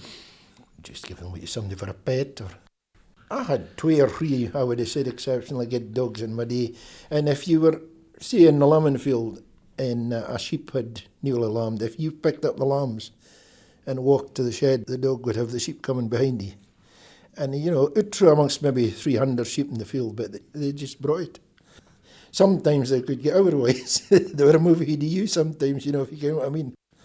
A dog was worth its weight in gold, a kid dog. I've actually had a collie dog once, my own, that would shed off a sheep up on the hill, and you could let that sheep go in amongst 200, 300 yows, and that collie would know what yow it was. She could come down through those sheep and she would end up with the same yow at the finish. Hard to believe, but I've seen it done. Nowadays, the collies, you have to whistle them to do this and tell them what to do, whereas the old collie would have a bit brain. I once sold a dog. I sold the dog on a Saturday. I was at Woodheads then, and the fella came for well over the border on the English side, about 60 miles away. He took it round the hill with him the next morning, and when he went to kennel it just took off and left. And 3 days later, it arrived back 60 miles. I think it would come out through Kielder Forest, and how it done that, because it was taken away in the back of a car just, and it found its way all the way back that 60 miles. So that was very dedicated, so I obviously didn't send it back. Amazing. Did he send the money back? Well, Did you send the money back? I didn't cash the cheque. In the context of the Private Memoirs and Confessions of a Justified Sinner, Hogg may have been unique in the whole of Europe, which is why people's reaction to it was one of astonishment when André Gide's edition in 1947 unleashed it on an unsuspecting continent. But he was certainly not alone in being a working-class writer who wrote poetry, short stories, and collected and fashioned songs. One of Hogg's songs was sung in my family growing up in rural Ayrshire, and that was When the Kye Comes Hame. See yonder pocky shepherd lad that lingers in the hull. His sheep are in the fold and his lambs are lying still. But he dorna gang to bed, for his heart is o'er aflame, to meet his bonny lassie when the kye comes hame. When the kye comes hame, when the kye comes hame, between the gloamin' and the mirk, when the kye comes hame. Round about the same time, another border shepherd was composing one of Canada's favourite folk songs. This is Walter Elliot, talking about his great-great-grandfather, also called Walter Elliot, and his friendship with a fellow herd, Sandy Glendinning, and the story behind one of the great Scottish songs of exile, the Scarborough Settler's Lament. Here are some of the original Scots lines from it before you hear Stan Rogers' Canadian version. Awa wi Canada's muddy creeks and Canada's fields of pine. Your land of wheat is a goodly land, but och it isna mine. The heathy hull, the grassy dale, the daisy-spangled tree, the purlin, burn and craggy linn, all Scotia's glens, gees be.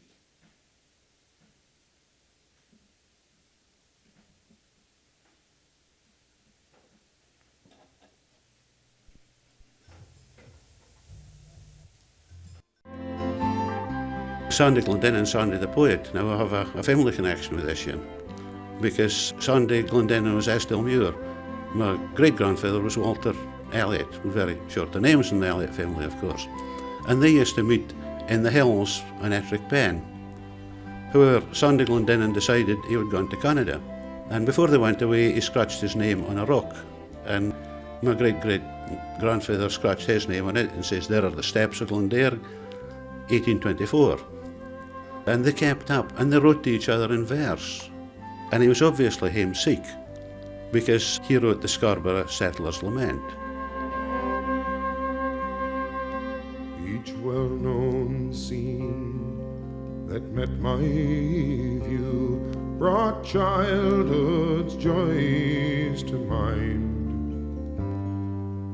Blackbird sang on to Sheelin, the song he sang lang syne, but like a dream time flies away, again the morning came, and I awoke in Canada, 3,000 miles frame.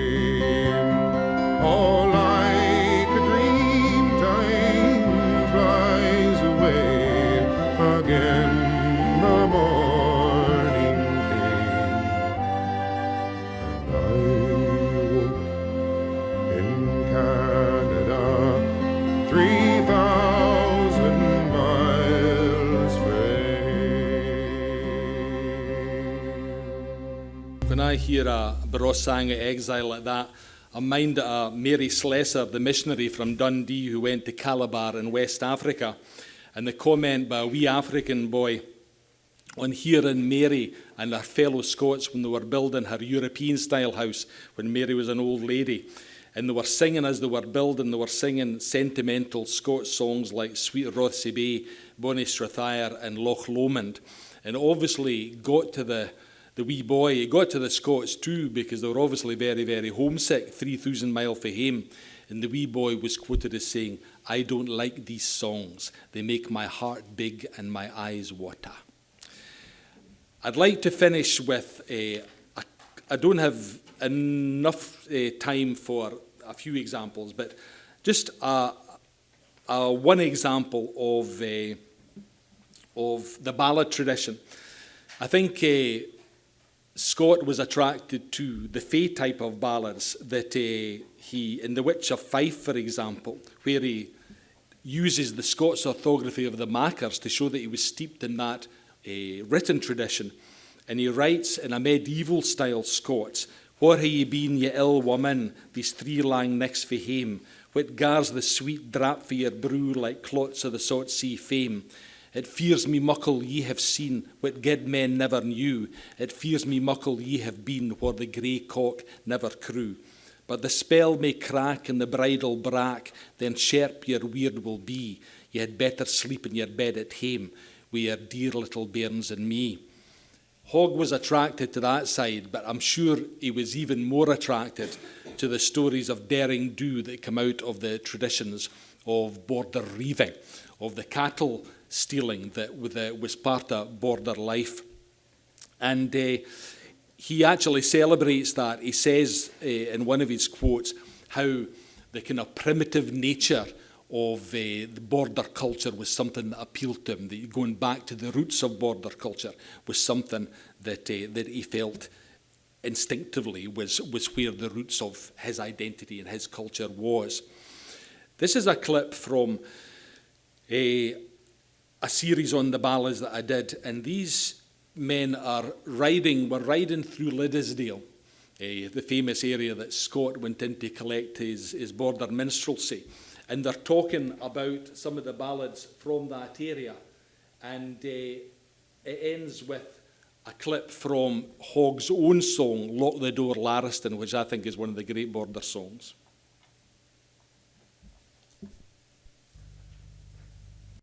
We're travelling up the Liddesdale Valley now, the real heart of the Liddesdale Valley. And approaching us quite soon on our right hand will be Larriston House, home of one of the strong Elliot family members. And Larriston House features in another border ballad.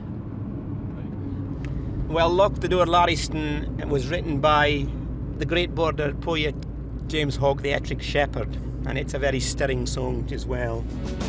Little know you, oh, the hearts I have hidden here. Little know you, oh, while moss troopers might. Lynn Hope and Sorby true, Sun Hope and Milburn too. Gentle and minor, but lions in fights. I have minded an Ogle Bay, Raeburn and Netherby, Old Simo Whitram and his array. Come on, Northumberland, Teesdale and Cumberland, here at the Brecon Tower, and shall the fray. So what's the story behind Lock the Door Lariston? Basically, because the Elliots were on the top of Liddesdale and the Armstrongs were on the bottom of Liddesdale, the Armstrongs, they tended to bear the brunt of it first, so they could see the English armies coming up burning the place. And Lauriston, of course, was an Elliot of Lauriston, the chief of the Elliot clan. And seeing them coming up, he was prepared for them, and he ambushed them and sent them back to think again. Scull the great sun up, links o' green Liddesdale, red as the beacon light, tipsy the wold. Many a bold martial eye mirrored that morning sky, never more outdone his orbit of gold. Shrill was the bugle's note, dreadful the warrior's shout, lances and halberds in splinters were born. Helmet and hauberk then braved the claymore in vain, buckler and armlet in shivers were shorn. See how they wane the proud files o' the Windermere, Howard I woe to thy hopes o' the day. Hear the wide welkin rend, while the Scots shouts ascend, Elliot of Lariston, Elliot for aye. Cracking border ballad song. I'll end with one story that links a lot of this together. We're travelling and up the Liddesdale Valley now. I use it in the Scottish world. Earlier I mentioned the fact that when James VI became James I of England, the last thing he wanted was border reivers reiving each other and causing havoc on the Scottish border. He wanted a peaceful, pacified border. So he invited the kings of Denmark and Sweden and Poland and elsewhere to take these fighting men and hire them as soldiers of fortune in the east and in the west. And they extended frontiers in Ulster, where they were part of the plantation of Ulster. In America, where they were used to push white settlers into the Indian territories in Appalachia, God's frontiersmen, a lot of them Ulster Scots. And they extended frontiers all over the world at that time. But perhaps the most poignant, for me as a proud Scot, the most potent echo from those days is the incredible link between an old border saying and one of the greatest frontier extensions for mankind in the 20th century. Successful reaving, stealing cattle. It relied on the natural light of the moon, illuminating the ways across the Cheviot hill tracks. So when the weather was bad in Dreich and the larder low, moss-trooping families, riding families like the Armstrongs, the Elliots, the Irvins and the Scots contented themselves to wait for good weather with the knowledge contained in the old saying, there will be moonlight again. The first man to set foot on the moon was Neil Armstrong, a descendant of Liddesdale reivers who's reputed to have carried a swatch of Armstrong tartan with him on the Apollo 11 mission, the greatest raid of them all. That's one small step for man, one giant leap for mankind. Later, I thought that was astonishing to begin with. There will be moonlight again, and a Liddesdale Armstrong is the first man to set his foot in the moon. But when you explore the history of the Apollo 11 missions, lo and behold, there's an Irvin and a Scot in later Apollo missions. So he was followed by 3 other descendants of border reivers. Ladies and gentlemen, why should we rest our laurels and be content with just the world being Scottish, when obviously we should reach out to the universe and make sure that the universe is Scottish? Thank you for listening.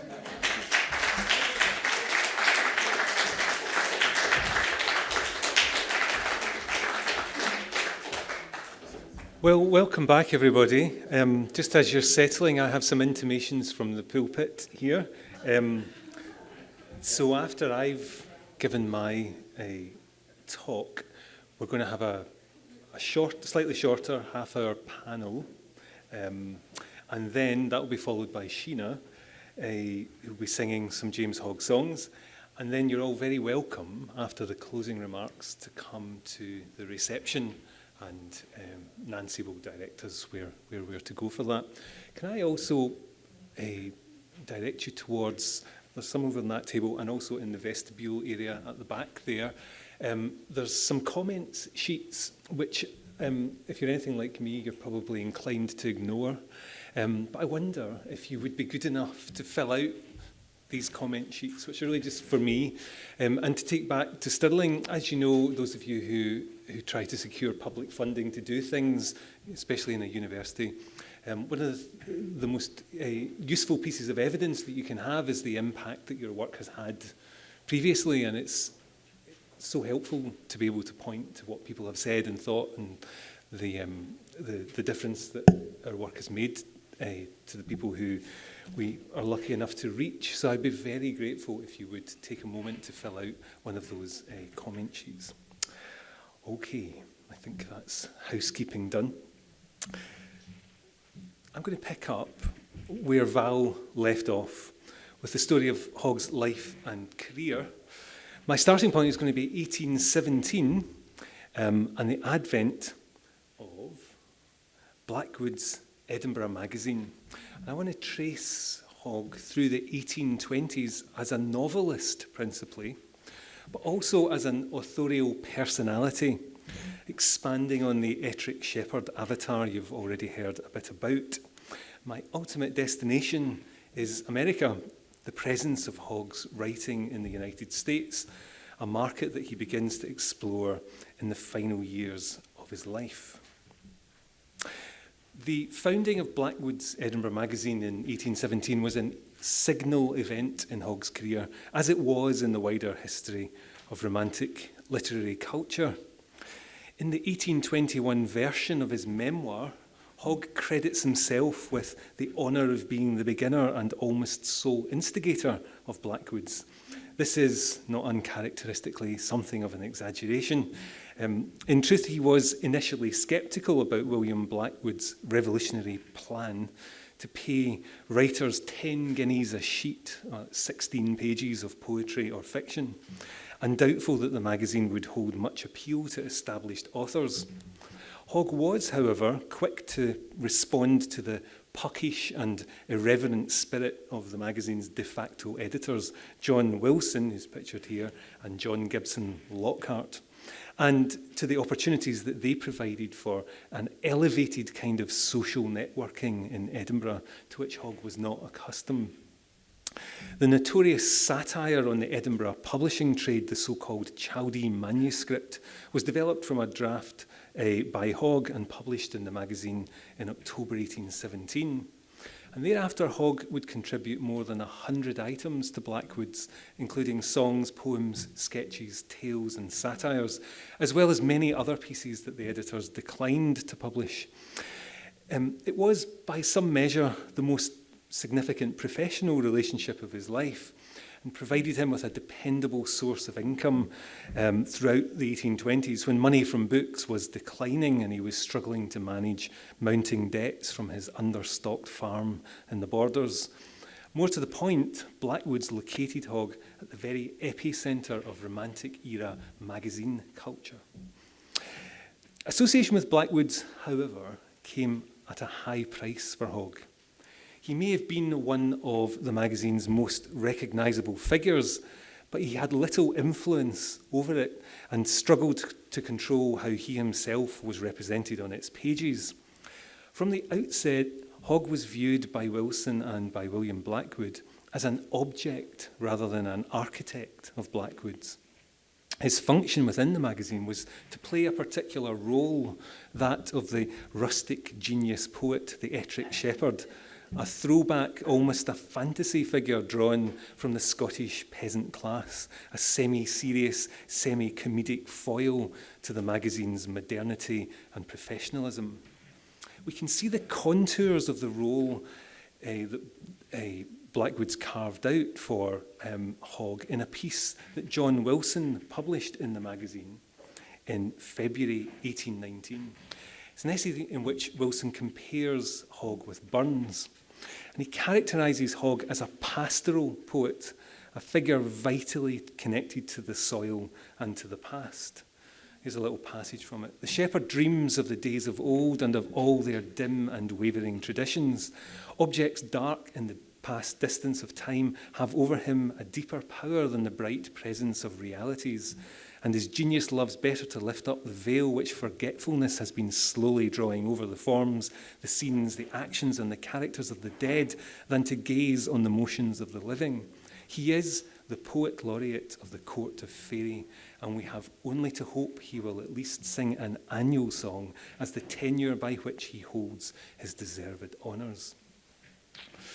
The Hogg Wilson admires here is the Hogg of the mountain bard and the forest minstrel. Within the context of Blackwood's magazine, the purpose of this essay is to contain Hogg within an idiom of romantic pastoralism, tethering him to a particular construction of his genius that served both Wilson's own biases and the commercial interests of the magazine. What's probably most extraordinary about this essay is that it appeared at the end of a decade that had seen Hogg publish, among much else, a celebrated epic poem, The Queen's Wake, a dazzling volume of parodies, The Poetic Mirror, and an innovative historical novel, The Brownie of Bodsbeck, 2 richly annotated volumes of Jacobite protest songs, the Jacobite Relics, and a collection of short fiction, Winter Evening Tales, were shortly to appear.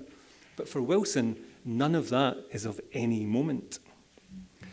Hogg was far too ambitious and restless an artistic spirit to be contained on the terms Wilson was offering.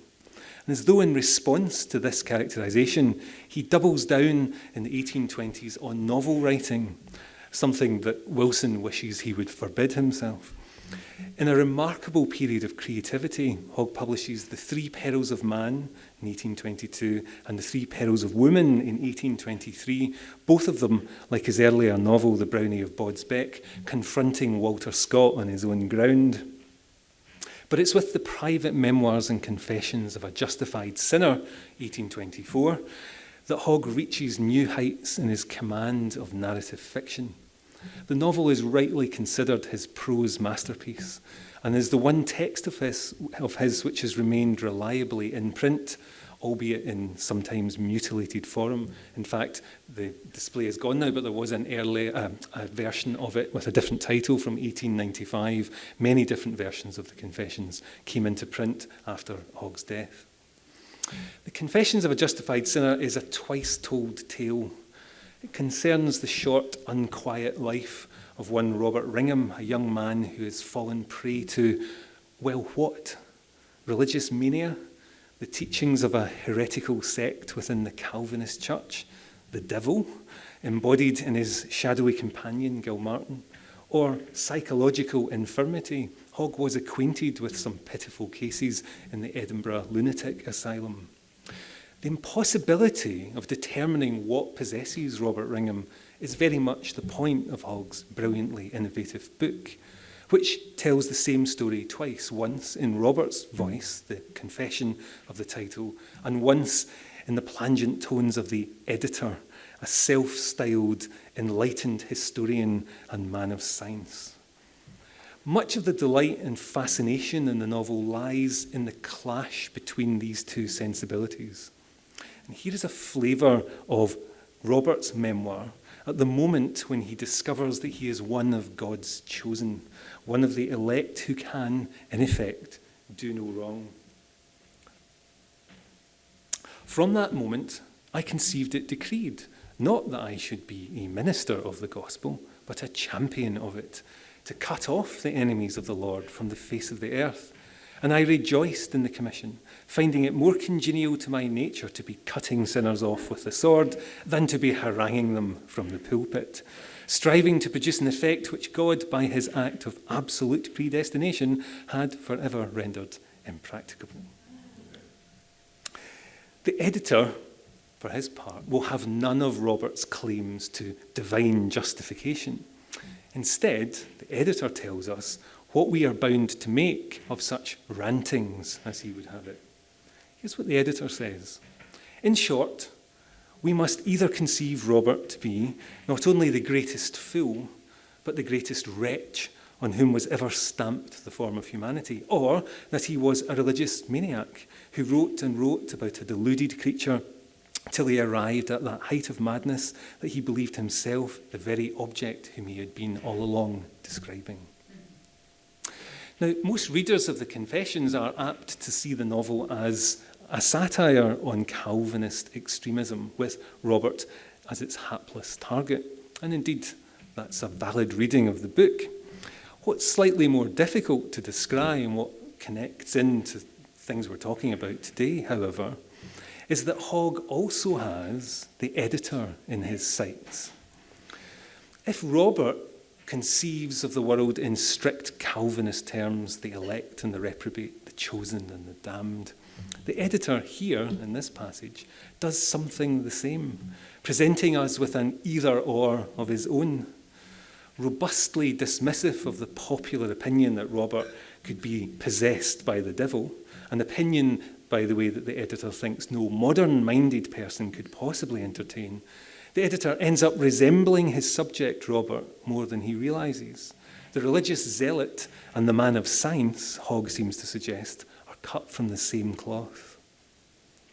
That this is Hogg's point is borne out in what is perhaps the most arresting moment in the narrative, and one of the great scenes in all of 19th century fiction. Hogg suddenly appears as himself in the novel, a shepherd taking his sheep to market. Asked by the editor to lead him to the supposed site of Robert's grave, Hogg replies in characteristic terms, "God bless you, lad, I other matters to mind. I hae a' the pollies to sell, and I young Highland stots down in the green every ane. And then I hae 10 scores of yows to buy after, and if I canna first sell my ain stock, I canna buy nae other body's. I hae mair ado than I can manage the day, for by ganging to howk up 100-year-old banes." So he's saying, I'm too busy. I've got to go to market. I can't go grave robbing, digging up 100-year-old bones. Well, more than a refusal to cooperate, the speech is an act of defiance in language itself.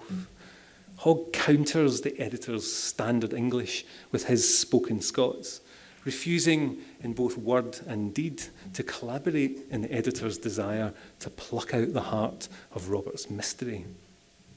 As Hogg puts it in one of his lay sermons, in a comment that seems like a gloss on this novel, "I think it best always to avoid any attempt to explain mysteries. It is no objection to a truth revealed as essentially necessary to our comfort that it is above our comprehension." So far from simply satirising religious extremism, then, Confessions of a Justified Sinner presents a conflict between two worlds, two sensibilities, between a folkloric culture, the world of popular belief and superstition in the novel, and a metropolitan establishment, the Enlightenment rationalism that's protested by the editor.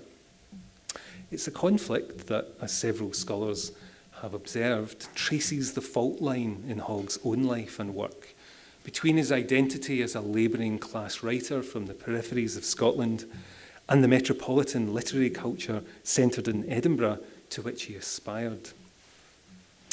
The difficulty for Hogg by the middle of the 1820s was that he was largely dependent on Edinburgh, and particularly on Blackwood's magazine, which became his main source of income following the commercial failure of the Confessions and the financial downturn of 1826-27 in the publishing industry. Dependence on Blackwood's meant being at the tender mercies of John Wilson, whose demeaning treatment of Hogg took on an almost systematic form in the long-running Noctes Ambrosianae series. The character of the shepherd in the Noctes can be read as a dramatic extrapolation from Wilson's earlier portrait of Hogg. The shepherd is simultaneously lauded as the authentic embodiment of an unencumbered rusticity and ridiculed as a drunken, vainglorious buffoon, the monstrous object of the Blackwoodian satirical gaze. The cleverness and ultimately the evasiveness of the Noctes inheres in this curious blend of admiration for Hogg and yet revulsion at him, as we can see in the very short extract that I've quoted here from a scene in the Noctes. In this scene, Christopher North, it's the pseudonym for John Wilson, is discoursing with the shepherd following an incident in which the shepherd, characteristically, has burnt his tongue. North says, "Is that indeed the tongue, my dear James, that trills so sweetly and so simply those wild Doric strains? How deeply, darkly, beautiful red, just like a rag of scarlet, no scurf, see rather no haze around the lambent light, a rod of fire, an arrow of flame, a tongue of 10,000 prophesying an eagle or raven life." To which the shepherd replies, "I like, sir, to keep a good tongue in my head, ever since I wrote the Chaldee manuscript." Well, the exchange is quite characteristic of, short as it is characteristic of the Noctes. It works in two directions at once. It stages the comic incongruity of the shepherd's voice and person, ridiculing the vulgarity of language and being among these men of letters. But at the same time, it makes the shepherd's very obliviousness to the ridicule, his inability to recognise that incongruity for himself, serve as evidence of his natural, unadulterated brilliance. The leading intention is crude mockery, of course, of Hogg. But this is achieved not by disavowing his genius, but by playing up to it and by making him, as the shepherd, the unwitting possessor of it.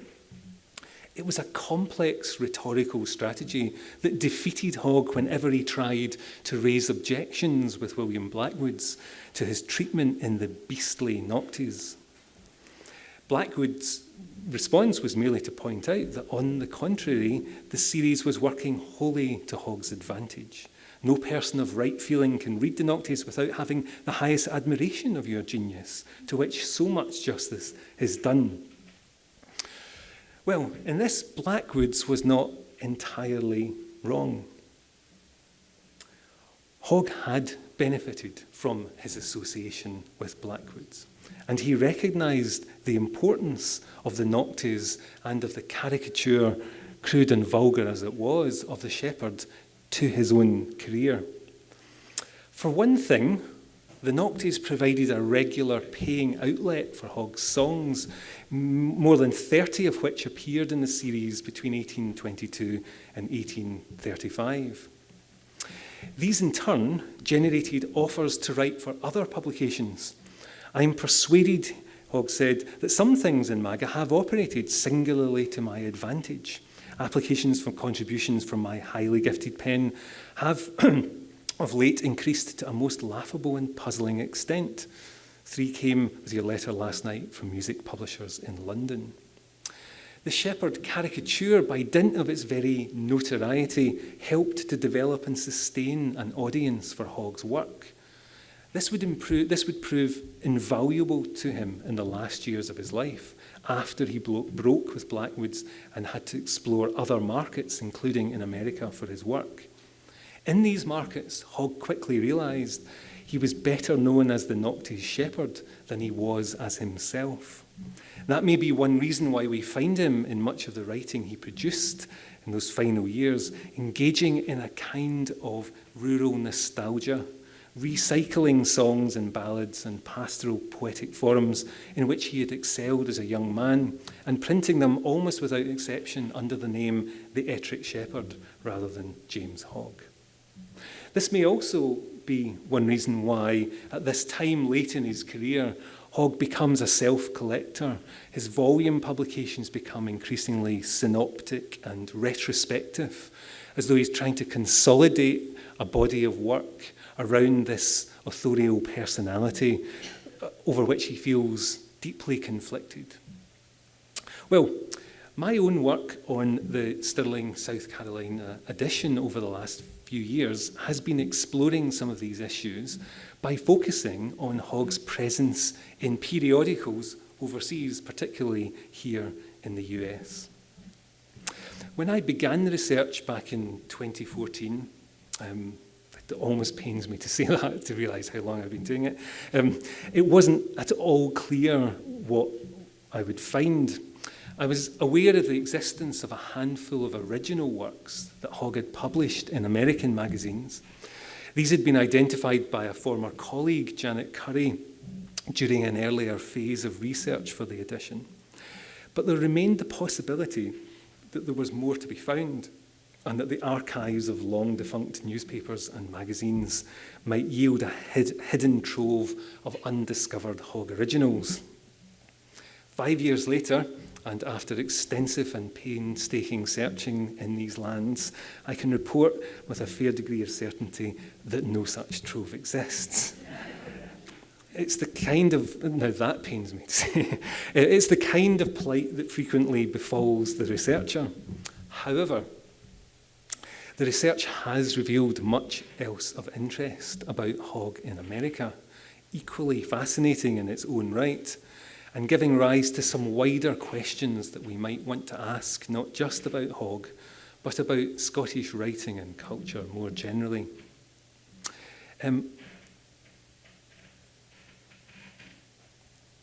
In a letter to Dr. Robert Rose, September 1833, Hogg noted with pleasure the news that he was receiving from every corner of the great community of the West, that he was more read here, it's nice to be able to say, and oftener reprinted than any other living author.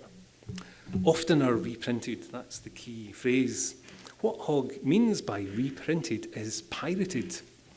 In common with most of his contemporaries, Hogg was subject to widespread piracy by American publishers throughout the 19th century. Intellectual property theft, as we may say now, on a quite staggering scale. The scale of the theft may have been scandalous, but the theft itself was not illegal. There was at this time, of course, no protection over international copyright. That wouldn't come about till 1891. The US Copyright Act of 1790, meanwhile, had made provision only in respect of work by American citizens, which left foreign authors like Hogg fully exposed. Not only did the US Act effectively declare piracy to be lawful, it actually allowed American publishers to claim the rights over any text imported from Britain. The book historian William Sinclair has described the highly coordinated operation by which American reprinters were able to obtain, set and print a cheap copy of a British book within a matter of a few weeks, often less. In the case of in-demand authors like Scott, coordination extended to the hiring of fast ships over the Atlantic, which would ferry the new book to multiple reproduction centres situated across the eastern United States. Sinclair notes that reprints of Scott's The Fortunes of Nigel were ready for sale within 3 days of its arrival on American shores. What was true of books was also true of periodicals. Whole volumes of popular titles like Blackwood's were pirated. Sometimes, as we'll see in a moment, an individual contribution would be extracted and reprinted in an American newspaper, with that reprint then being taken up by other newspapers over subsequent days and weeks. It wasn't unusual for a poem of Hogg's published in, say, Blackwood's to cascade through multiple publications in this way all across the country. There were even magazines, so-called eclectic magazines, that were entirely given over to unauthorised reprinting. Piracy, then, was the engine of distribution for Hogg's work and his fame, the reputation of the Ettrick Shepherd throughout the US, as indeed it was elsewhere in the Anglosphere in his lifetime.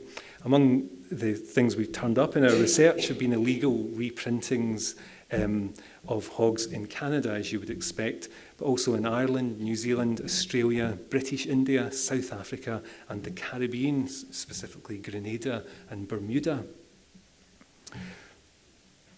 The pattern we find, you can see on this slide here.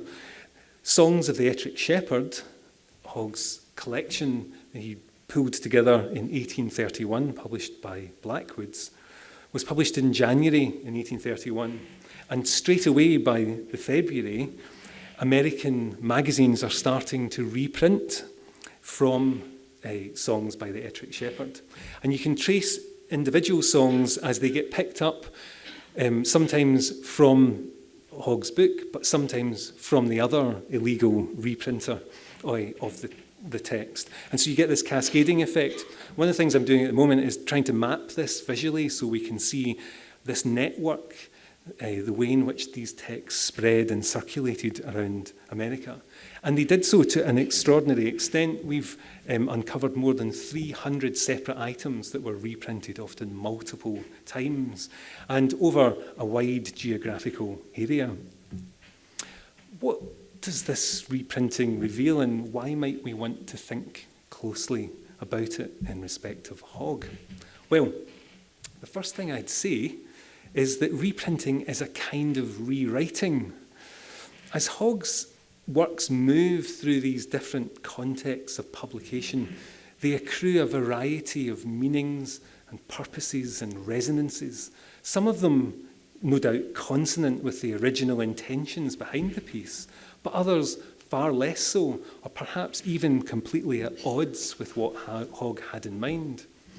As an example of this, I've recently been working on a short story called Emigration, which Hogg first published in Chambers' Edinburgh magazine in 1832. That story found its way to William Lloyd Garrison's abolitionist newspaper, The Liberator. That connection was picked up by my colleague Janet Curry, who first found that reprinting. But it also made its way in a very different direction to Ebenezer Tracy's pro-Congregationalist Vermont Chronicle, where it appears with a modified title in a section dedicated to religious reflections. That Hogg's sentimental story about Scots emigration to America could be repurposed in such a way is just one indication of how far reprinting could reach into the meaning of a text and adapt it as it moved. Emigration was never intended as a story concerned with the perils of religious enthusiasm, although that would have been a topic of interest to Hogg. But through reprinting, it became so. And that's a pattern we found in many of the texts that we've discussed today, and many of the songs that Sheena's going to be performing with us. We find them in all kinds of places. And it's in this repurposing of texts by Hogg that we see the value, I think, of reflecting on the reprinted as well as the original text. Reprinting has a decentering effect, as the scholar Meredith McGill points out. It can happen anywhere. In the case of Hogg in America, the decentering occurs first of all by moving us beyond the established publishing centres of New York, Albany, Boston, Philadelphia, where we would look for original published works by Hogg typically. Hogg's writing turns up in regional publications as far removed as Cincinnati, Chicago, and South Carolina, and in venues like Tracy's Congregationalist newspaper, where you might least expect to find them. And it's by that mechanism that Hogg's work reaches into an America beyond the America we might find represented in the great metropolitan centres and in the official histories of the nation state, or even in the work of subsequent American writers even. Hogg's presence and influence in America, that is to say, might be every bit as significant as that of, say, Scott or Burns, if we only know where to look for it. But there's another way in which reprinting decenters our view, and that's by challenging the idea that a writer is definable solely in terms of their national origin or identity, or ought to be thought of in those terms. Reprinting lets us see that writing might be, as Meredith McGill says, regional in articulation and transnational in scope. I think this chimes with a lot of things that Billy was saying and what Billy's work has done so much to uncover. Regional in articulation, transnational in scope. I find this a particularly suggestive idea with a writer like Hogg, who, as I noted earlier, is in the habit of being overlooked. Perhaps Hogg's relative neglect in Scotland, at least, and relative to, say, Burns and Scott, arises not from any deficit of his, but because of the narratives of national history and identity that we tend to tell ourselves, the particular constructions of Scotland and Scottishness that we tend to favour. It's a question, I suppose, of how we measure the importance of a writer or cultural figure. Is our measure of Hogg's significance his ability to turn phrases that might earn him a brick in the Canongate wall? Is that what makes a great Scottish writer?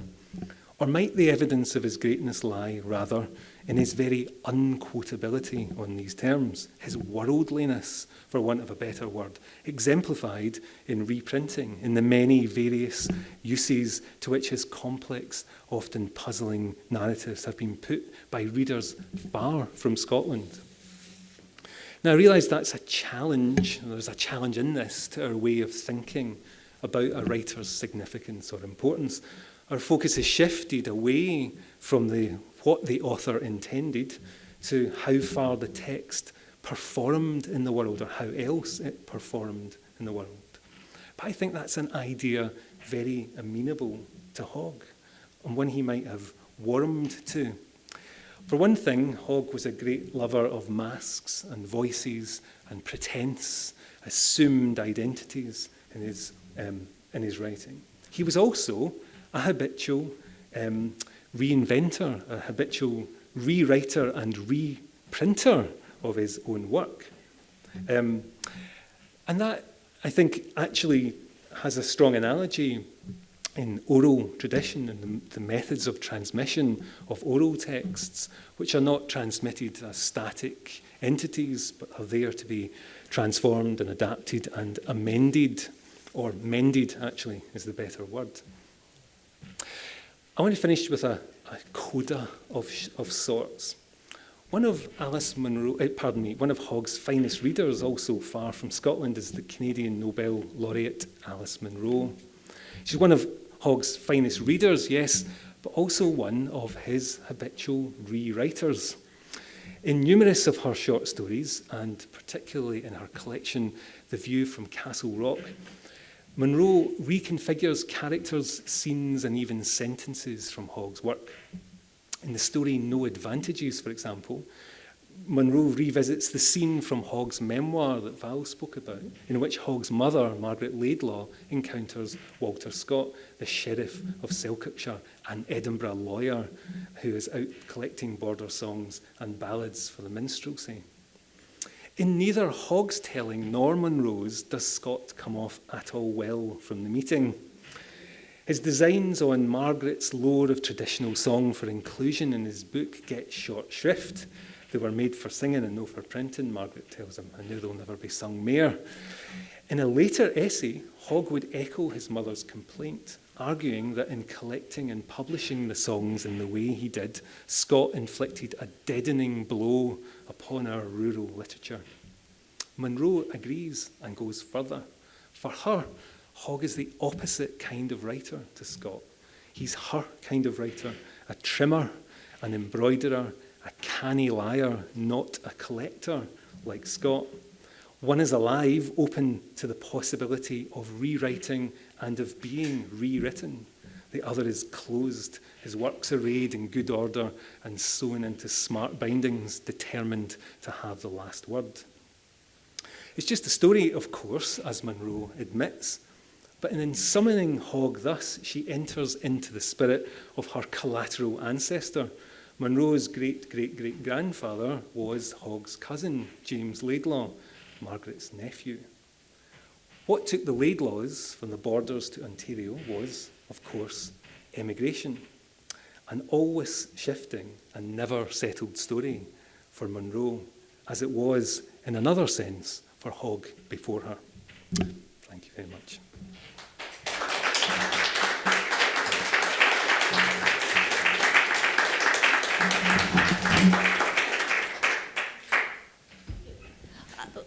We thought it'd be, given that one of the interesting things with Hogg is that he transcended a number of different categories.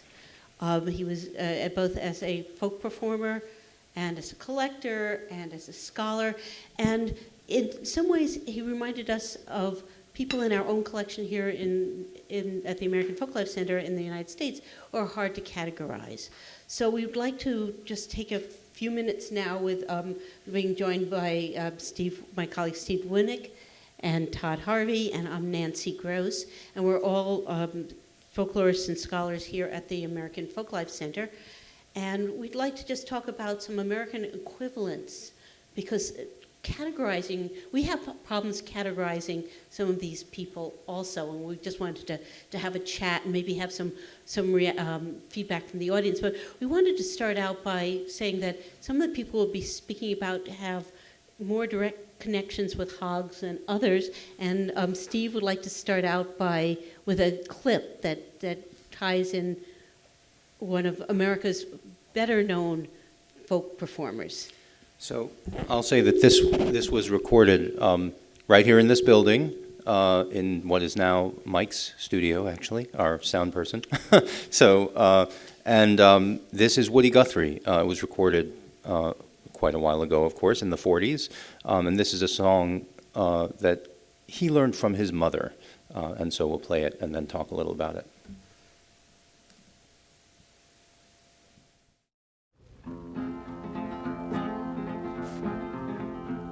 It was late last night when my lord come home inquiring about his lady, and the only answer he received, she's gone with the Gypsy Davy, gone with the Gypsy Dave.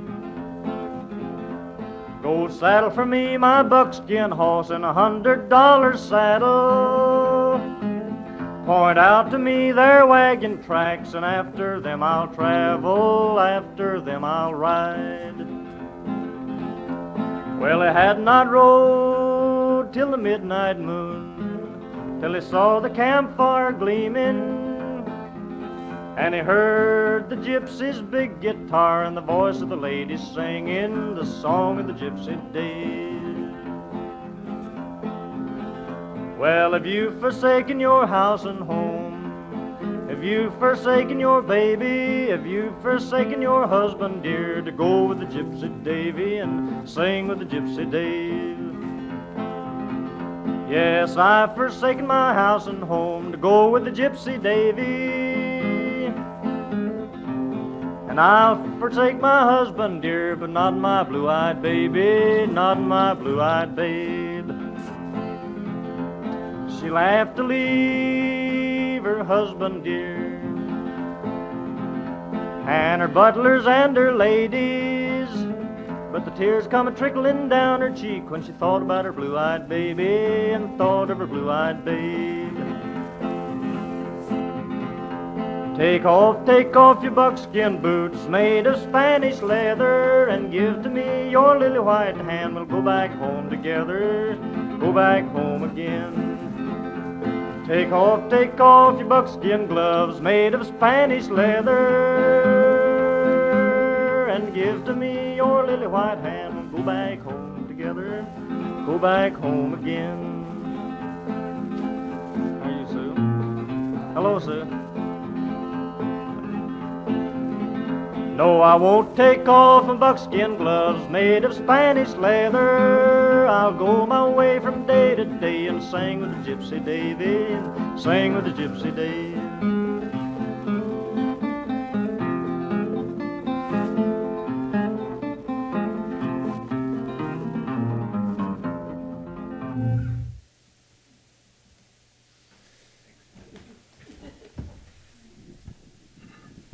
So one of the reasons that I wanted to play that was, as I said, Woody said that he learned that song from his mother, and he talked about his mother as a singer. He said she was a very good ear musician. He liked to talk about playing by ear or singing by ear, and he wrote an article about that in which he described her as someone who knew a lot of songs and could sing by ear. And that's sort of also the way that Hogg described his mother. He said she was a living miscellany of old songs, so very much a similar relationship. And there's good evidence that James Hogg's mother also sang this song. This is the Gypsy Davy, which is a version of, the Rambling Gypsy, or there's many titles for it, the Gypsy Laddie. Mm-hmm. And it's a child ballad and a ballad that comes from the borders in Scotland. It comes from Ayrshire, probably, because it's supposed to be about the Earl of Castles and his wife, and that is a story that Margaret Laidlaw knew and told to James Hogg, and he wrote about it. So there's a direct sort of connection between some of our American folk song repertoire and some of the people that we're going to be talking about, and the Hogg story and the country and the language of James Hogg as well. Mm-hmm. But I'd like to just talk about performers like Guthrie and especially like Leadbelly and Jean Ritchie, people who started off as part of the folk and then transcended into representing themselves and becoming, in some cases, part of the intelligentsia or part of the discussion at different levels of with collectors and with popular culture and high culture. Yeah, I think that's really important with some of these people we're talking about. Another person that we had discussed talking about in that same regard is Zora Neale Hurston.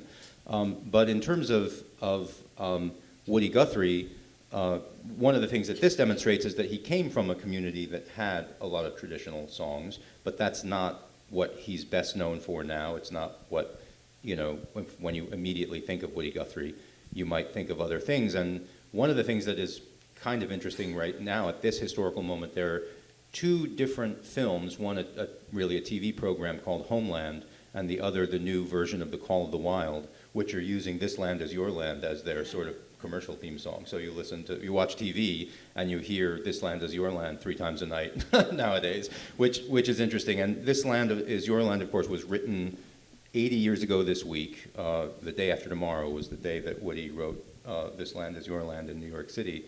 And that's a song that's a new song. It's a song that he wrote, and it's telling a particular story about a particular moment in our history, but it also kind of transcends that moment, and it's about what it means to be American, and it's something that is deeply part of American culture and created by this one person, so much so that everyone would say, most people would say it's a folk song, and it's also a song written by Woody Guthrie. And that's one of the things that I find the most interesting about some of these characters, Woody and Leadbelly as well, is that they began in these communities that had traditional songs, but they also wrote their own songs, and one of the results of that is that we now call songs written by people like that folk songs, which was not the case before the 1940s.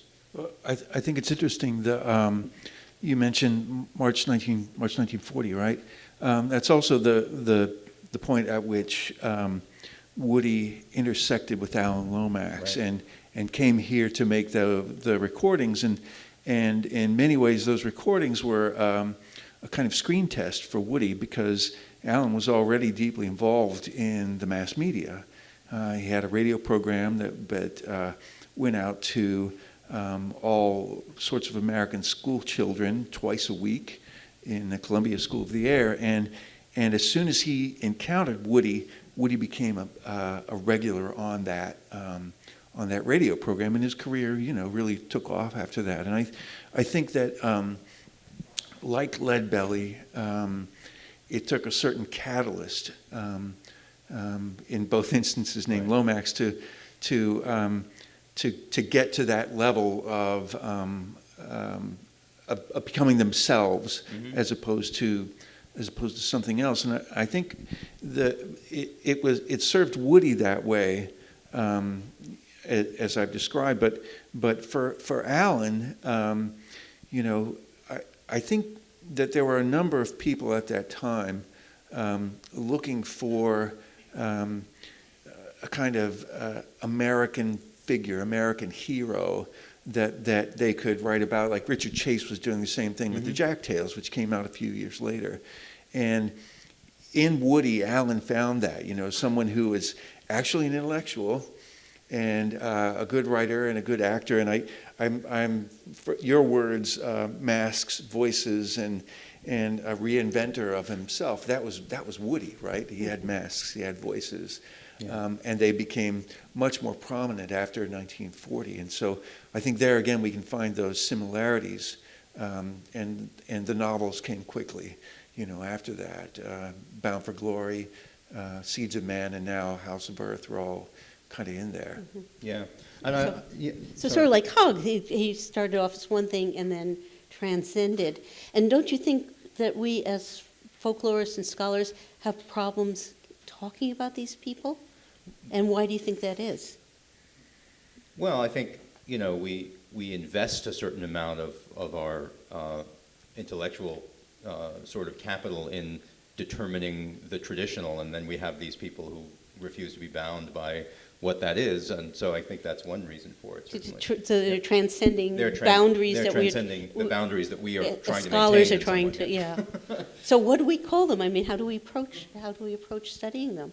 Well, I mean, we can look at it in a different way, which Yeah. I think is that, if you're going to sort of approach this as a folklorist, you had this idea of the performance, right? The breakthrough into performance. Delheim said that you begin as a performer at a certain moment when you take responsibility for presenting something to an audience.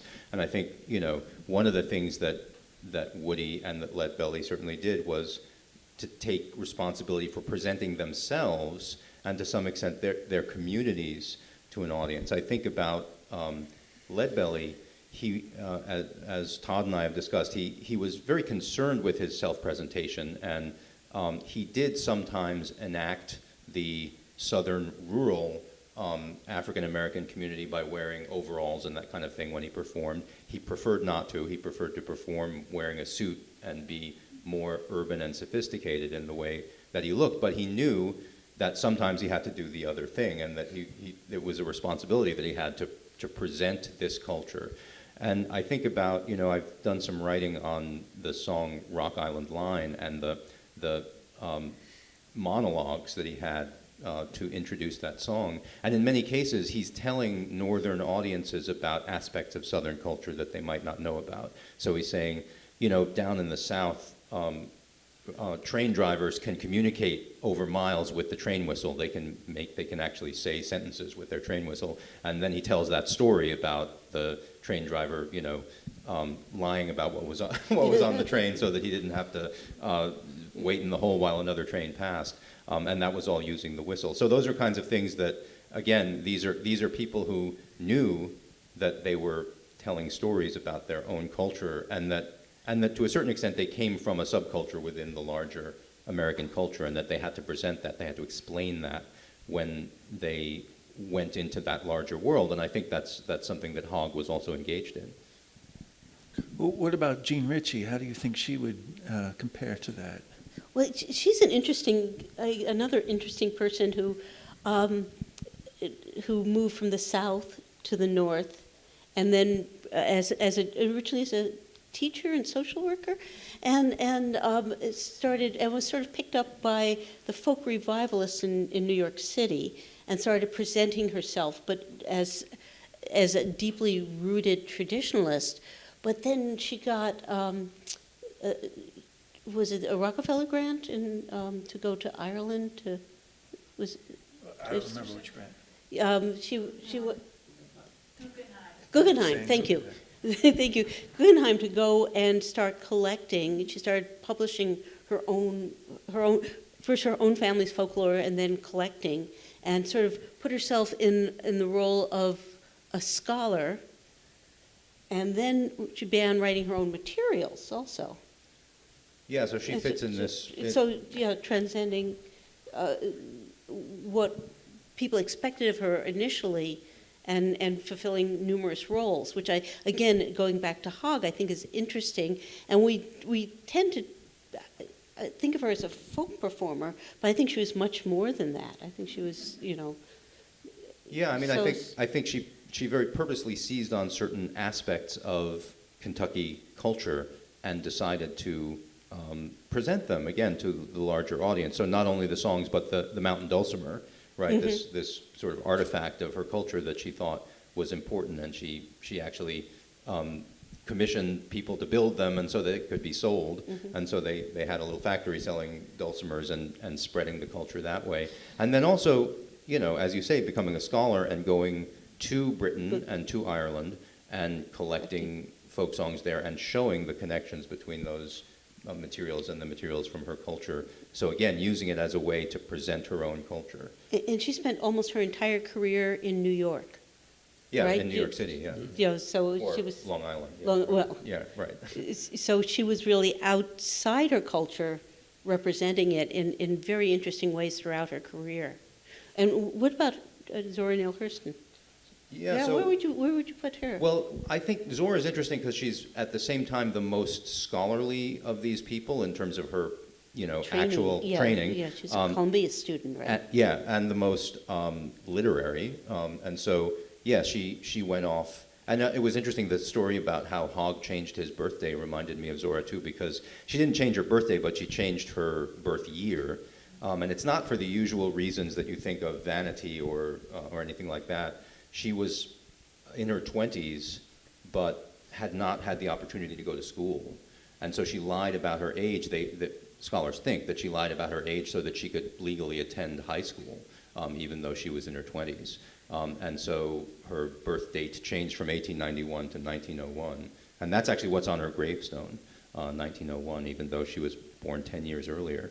But yeah, so she was born in Alabama but raised in Florida, in Eatonville, Florida, and moved to, first north and then to New York eventually, and became part of this sort of Harlem Renaissance. And she went back to Florida in the 30s after she trained at Columbia first with Boas, right? With Boas, Yeah, Boas was her professor, Franz Boas, the great anthropologist. So she was a trained anthropologist. And she got a job in the 30s collecting folk songs and other folklore for the WPA projects in Florida, so back in her home turf. And so she went back to Florida, and we've interviewed here at the library Stetson Kennedy, who was her boss on that project several times. And Stetson told some distressing but also great stories about what that experience was like, because, of course, Florida was still a completely segregated state. And so they had a separate team of folklorists to document African American culture who were African Americans. They were called the Negro Unit within the larger folklore collecting group. And they were not allowed to set foot in the state offices where the office that they worked for was located. So they had to be communicated with by letter, and then they had to collect mostly on paper. So they would collect from people and write it down and send these papers in. Mm-hmm. And as a result of that unfortunate situation, there's one happy result of that, which is that when Zora wanted to collect songs, many times she, rather than write them down, she would learn them. And then she would sing them back for other collectors later. And so we actually have recordings of her singing the songs. And there's 19 of these on the Library of Congress website that you can listen to. But so the story that Stetson told was that she went down there and she did have a meeting with the other people in that literary office of the WPA there. And their boss, even Stetson's boss, was a woman named Corita Doggett Corse. And she got them together for a meeting, and she said, now Zora Neale Hurston is a very famous writer from the North, and we are going to have to make allowances, meaning that, Zora, normally African-American women were expected not to smoke in front of white men and that kind of thing. But she said, we're going to have to make allowances. Zora's special. And Stetson said, Zora came, and Zora smoked, and we made allowances. And so she, again, she left her home community, but then she came back as an ethnographer to study it. And that's the fascinating thing, I think, about her. And then, of course, not only the novels that followed, but the folklore books, Mules and Men. And we also have, at the library, we have manuscripts of about 12 unpublished plays of hers, which are on our website as well, you can find. Another thing that I like about Zora's work that may have an impact is that, 2 years before that, she went on a trip with Alan Lomax and Mary Elizabeth Barnacle, first to the Sea Isles, the Georgia Sea Isles, and then to Eatonville, and made recordings. And they heard along the way some Bahamian fire dancers, some Bahamian performers. And for various reasons, Zora left the trip, and Lomax and Barnacle went on to the Bahamas as a result of that. But the next year, when Zora was writing Their Eyes Were Watching God, that scene shows up in the novel. And so she's incorporated her field work relating to her, community of origin into her novels. It's all mixed up. Zora. Well, what role do you think class plays in the relationship of these artists to their discoverers or their...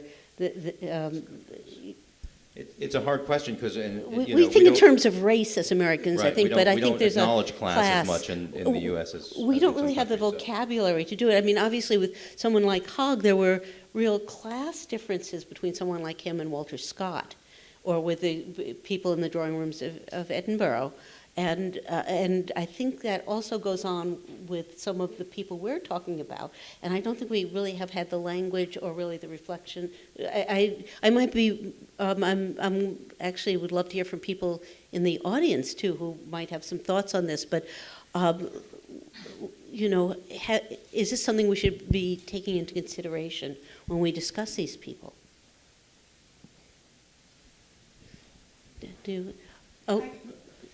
Audience participation time. Yeah, yeah. It's a difficult question and has been less of a problem than it is now. I'd say that class distinction has grown and become very clear at present. So from our standpoint now, we can distinguish that sort of, can make that sort of class distinction by reference to our present moment. But then it would have been ambiguous and inherently hybridized in a way it wouldn't be anymore. So if anything, our society seems a little more like Hogg's than theirs was.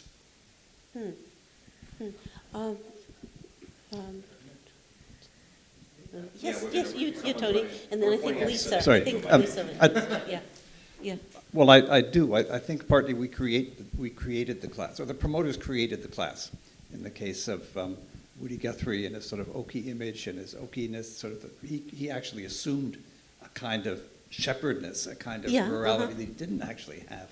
And to a certain extent, I think Led Bailey went through a similar process, the wild prisoner who then becomes sort of through publicity, actually through promotion by Lomax and others, sort of then becomes the sort of the natural brilliant singer that he was, and he also was a brilliant singer as was Woody. So I think class not only exists, but we actually create it in the process of promoting music to actually get it to people's ears in this country.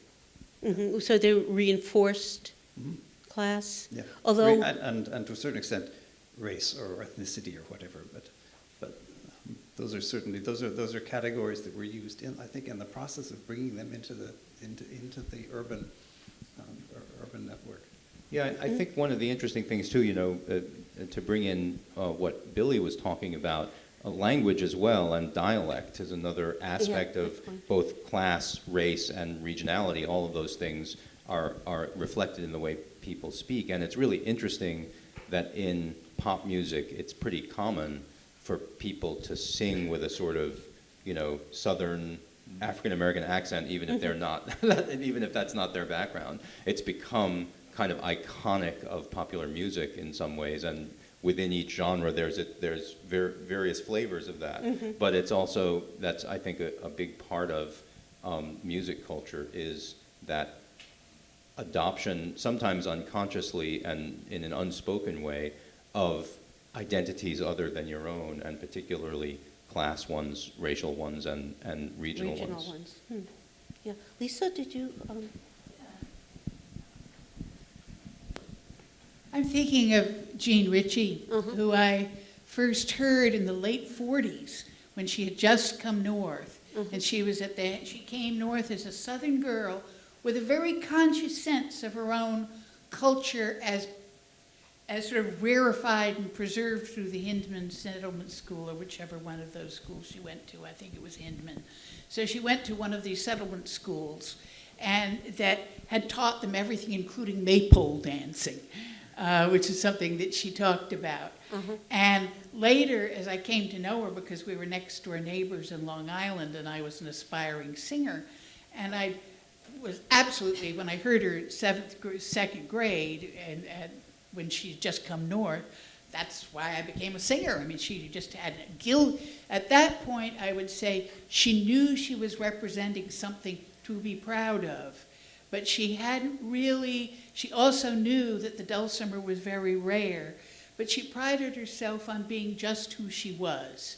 And as I came to know her very, very well, mostly as a next-door neighbor and a mentor, I felt that she was very aware that she had to market her. She was also, you should never forget her husband in this whole relationship. Good point, yeah. George Picot, who was, he was a New York left-wing intellectual producer, artistic graphics person with a lot of connections and a long tradition in the left.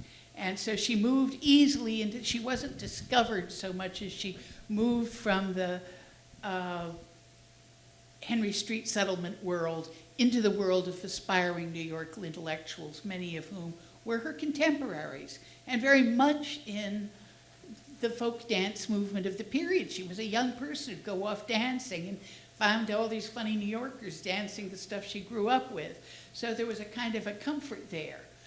But later on, as I knew her much later on in her life, especially through her children, we were kind of my children's age, she was very aware of the fact that only one part of her was the marketable part, and that was Jean Ritchie, the Appalachian icon. She didn't rebel against it like Hogg did. She tried to move beyond it, and that's when she began. Of course, she was a wonderful songwriter, but if you notice a lot of her songs, she was comfortable, especially because her kids were often into country western type backups. And she loved working with country musicians, and a lot of her own material moved into that direction. Well, also, we often talked about this, the part of Jean who was basically focused around New York, doing invitational New York school concerts. A lot of the people in schools were patrician people. It wasn't just the radical little red schoolhouse crowd that was backing her up. It was schools like the one I went to, which was a very distinguished blue stocking girls school. And we used to have maypole dancing, and we used to do child ballads, and we used to do Cecil Sharp stuff because we were celebrating our ancestry. And Jean was very aware of the fact that she was not only called upon to express her own cultural heritage, but something that was good and true and pure about the Anglo-Saxon heritage. Now, she wasn't a racial supremacist at all. She was in the opposite. But she did understand that every group has a right to have something to find identity and pride in. And she often moved really very comfortably, because I saw her in other situations with board members of philanthropic organizations and things. She could move very comfortably in that world as an oppression, as a representative of something that people considered themselves patrician wasps could find pleasure and roots in. So she had a lot of mobility in her. I guess that's what I'm trying to say. So I guess my question would be, should we, as folklorists, as people interested in the field, be a little bit more sophisticated in how we approach some of these people? Do we have is there a way of categorizing them or discussing them in a way that's perhaps more reflective of their agency for representing their own cultures? Yes? I wanted to know about the role of women in the Scottish revival, or how to put this, Robert Tannahill, you had all these sort of pastoral poets, but were there also women pastoral poets in that period? Yeah.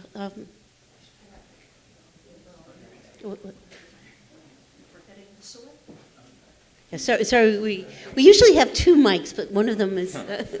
Yeah, I mean there. Valentina. Yes, of course there were. I mean, women like Janet Little, who was a contemporary of Burns, Tibby Pagan. There are many singers who were involved in the folk revival of the 19th and 18th and 19th century in Scotland, and beyond. I might pass to Sheena to carry on the story. Yes, I think we have to take into account the fact that it was more difficult for the women, but they made themselves felt in another way. And I've often told this story that when there is a family, you go to a festival and there's a family that you know, and there's about 3 generations of them, and they all sing.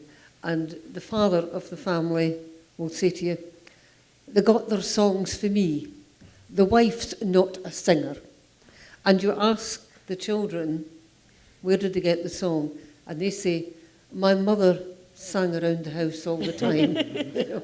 And they had that contribution as well. And I think, although apart from the few that Valentina has mentioned, there were unsung and unnoticed women who were taking the songs, taking the ballads, and remaking them, adding to them, changing them to reflect their own lives. And we don't know, I mean, every ballad has had at least 10,000 authors, and a fair number of them were women. So I think to piggyback a little on what some of us have said, I think a number of these people have shared some of these challenges. I mean, Zora definitely had the problem of women being taken less seriously, as well as African American scholars having challenges. And they all had this problem that Lisa mentioned too, of there only being one, or primarily one part of them that was marketable. And I think that was one of the problems that Leadbelly had, was that he would rather be the Leadbelly in a suit, but that wasn't always possible from the marketing perspective, and so he sometimes had to do that other thing of wearing overalls and a bandana, and that wasn't something that he loved to do. And I think all of them, you know, Woody had so many parts of his personality that weren't expressed in what became public during his lifetime. Mm-hmm. And now there are these thousands of poems and songs that he wrote that are being looked at for the first time today, because they just, you know, it's not that they were suppressed, it's just that it wasn't what he marketed, right? Mm-hmm. So, yeah. And I think, not being a Hogg expert, but I think you could make similar statements about Hogg. I want to, unfortunately, we don't have a lot of time. What we really wanted to do with this session is just start this discussion. I think it's a discussion that we should all be having in the field, and thinking about the agency and sophistication of a lot of the people that we work with, which we tend to categorize, at least on the American scene, as folk musicians, when in fact I think they really transcend. They're both tradition carriers, I think they're song makers, to use the Scottish term, and I think they're self-marketers and promoters, and I just think we need a more three-dimensional discussion about a lot of the people that we work with. Well, do you want to, Todd, do you want to? No, I can't say it any better than that for certain. but I think one thing that we sometimes should examine too is the intervention that folklorists and that folklore scholarship, to one extent or another, has made in the processes that we study. So it was mentioned that, you know, Jean went to the Hinman Settlement School, where she learned a lot of stuff from people who knew about folklore and had studied folklore and put that in the curriculum. And so that's sort of the paradoxical, the folk learning folklore from folklorists. And more than that, of course, her older sister and her cousin had been informants of Cecil Sharp. So she knew that there were people who were collecting folk songs ever since she was a little girl. And that was part of her sense of what her culture was, and what was important about her culture was the fact that folklorists were looking for it even back then. So that's another sort of, it makes us sort of, you know, circular in terms of what we're looking for, stuff that is inspired to some extent by previous folklorists having looked for it. Okay, so a discussion to be continued, but we just wanted to start it today. So thank you all, and thank you. Okay. And I should say that I also occasionally am a singer and sing with a band, and so one of the cherished things that I'll be able to say after today is that I opened for Sheena Wellington. So. Is Joni Smith here? Yes, I'd like to, as we move on, I just want to welcome Joni Smith. Would you like to say a few words? We're delighted to have Joni Smith, who's a counselor for the Scottish government in the United States, and I think she's going to, are you going to make a few remarks, and then we'll go on? I can make remarks now, but I know there's a much more important part of the programme about to come up, so perhaps I'll just say a few words about Sheena just now, and then we can maybe do some speaking afterwards or whatever. So, as has been very briefly mentioned, for those of you who don't know me, I am Joni Smith. I'm the Scottish Government Councillor based here at the British Embassy in DC. The purposes of my day today are to showcase Scotland to the USA as the best place to live, work, study, invest and visit. And events like this are just the perfect opportunity to use our cultural heritage to make that message even stronger. But I actually have one of the best jobs here this afternoon, because it's my job to introduce the very special next portion of the programme. And ladies and gentlemen, it is a great honour indeed. I'm probably the least expert person in this room, which always makes me nervous, but I will do my best. But born in Dundee, which is very close to where I was born. I was born in Arbroath, which is only 14 miles up the road, so it feels very close to home, to a family of singers. Sheena Wellington is one of Scotland's leading traditional singers. I will confess to having tears in my eyes watching her rendition of A Man's a Man for A That at the reopening of the Scottish Parliament in 1999. In true Scottish fashion, that ended with Sheena leading the reconvened members of the Scottish Parliament in what can only be described as a sing-song through the final verse, and it is now an iconic moment in our country's history. Her repertoire covers everything from Burns to ballads and the best of modern songwriting. She's toured extensively through Europe, North America, Africa and Asia, and her solo albums have gained international acclaim. Not only is Sheena one of our most well-known traditional musicians, she is also one of its most impassioned advocates, having served as convener and national organiser for the Traditional Music and Song Association of Scotland.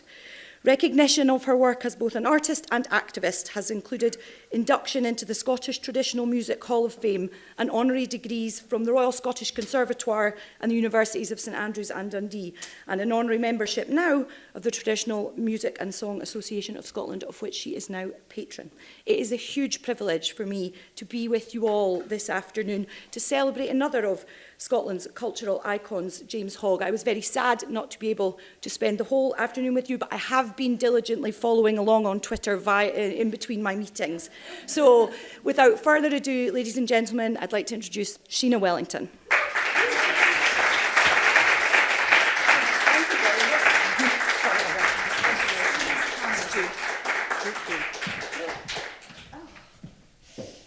Scotland produces some very talented women, and I'm absolutely delighted to meet another one of them, especially as she comes from just down the road. Arbroath is a beautiful place. It's a great...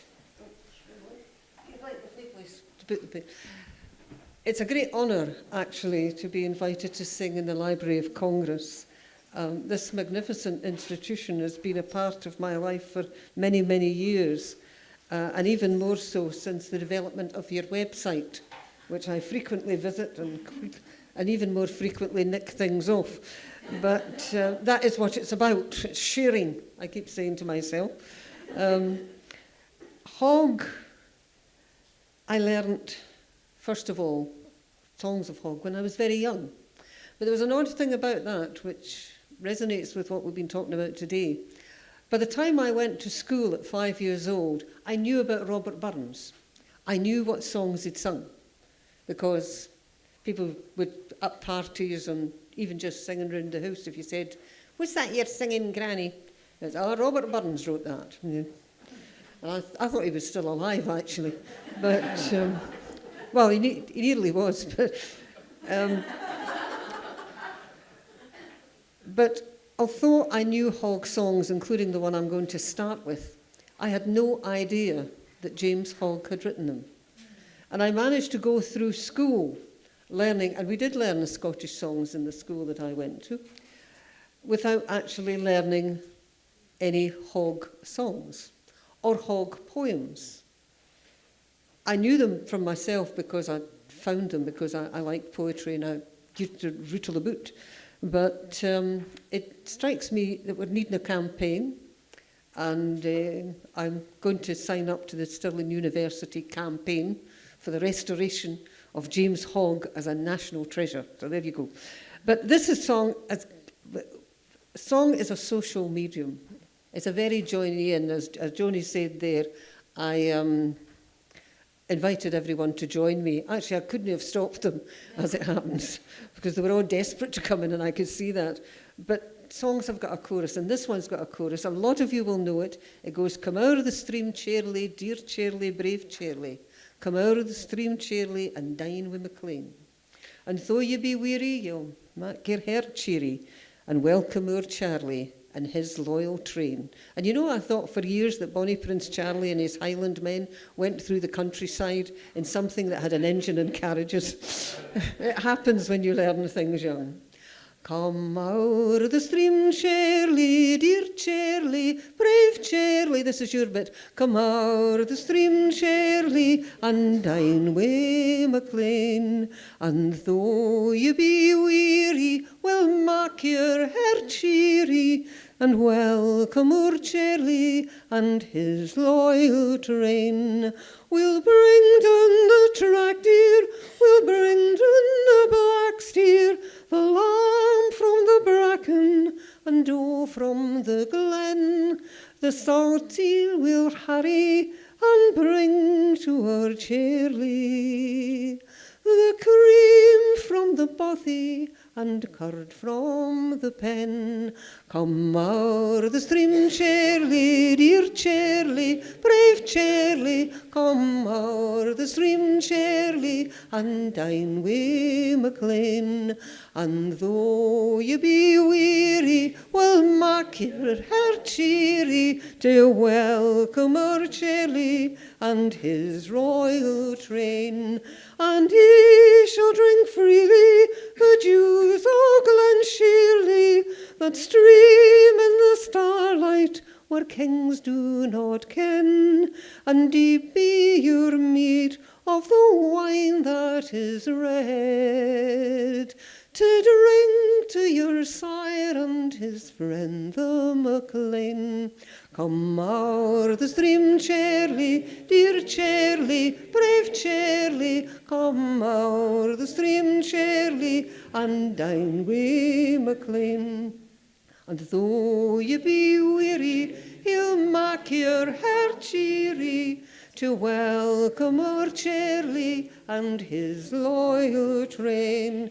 If aught will invite you, or more will delight you, 'tis ready a troop of our bold Highland men, all ranged on the heather with bonnet and feather, strong arms and broad claymores, 310.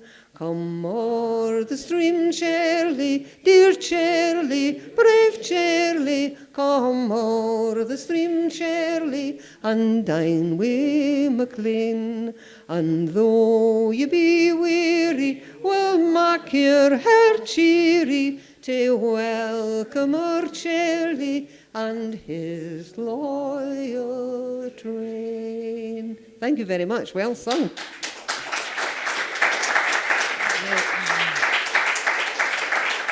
Now, I have just taken a very direct approach to what I was going to sing today.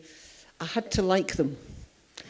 And because Hogg was collector, composer, writer, he did all of these things, he reworked things, I've just decided that if it was in one of his books, it's in. That's it. This is one of my favourites. And it's interesting because this is my favourite piece of political satire, because it's all about royalty getting up to naughties. We've had a fair bit of that recently, by the way, as you may have read. So it's nothing new. I felt like phoning up Prince Andrew and telling him that, you know. It's a long tradition, son, don't worry about it. Be toad. Sorry. This has, most of the personnel were around in the 1715 time. And it mentions the king's mistresses and the queen's paramours and various other people. But is just a jolly bit of things. And by the way, the Kittle Hussy is the Houses of Parliament. And kittle in Scots usually means tickle or agitate in some way. And yes, it still fits. Come ye our fae France, come ye doon be London, saw ye Geordie Welps and his bonny woman, where ye at the place, ca the Kittle Hussy, saw ye Geordie's grace, riding on a goosey. Geordie, he's a man, there is little doubt, what he's done all he can, walk and day without it, doon there come a blade, Lincoln like my lordie, he would drive a trade through the loom o' Geordie, though the claith were bad, blithely way me niffer, we get a wab, it makes little differ, we hate taint or blood, bonnet, belt and swordie, hail and malins braid, but we hae a Geordie. Jockeys gain to France, and Montgomery's lady, there they'll learn to dance, madam, are you ready? They'll be back alive, belted brisk and lordy, bravely may they drive, to dance a jig with Geordie. Hey for Sandy Don, hey for Cockalorum, hey for Bob and John, and his Highland quorum, money a sword and lass, swings a Highland hardy, how they'll skip and dance, o'er the bum o' Geordie.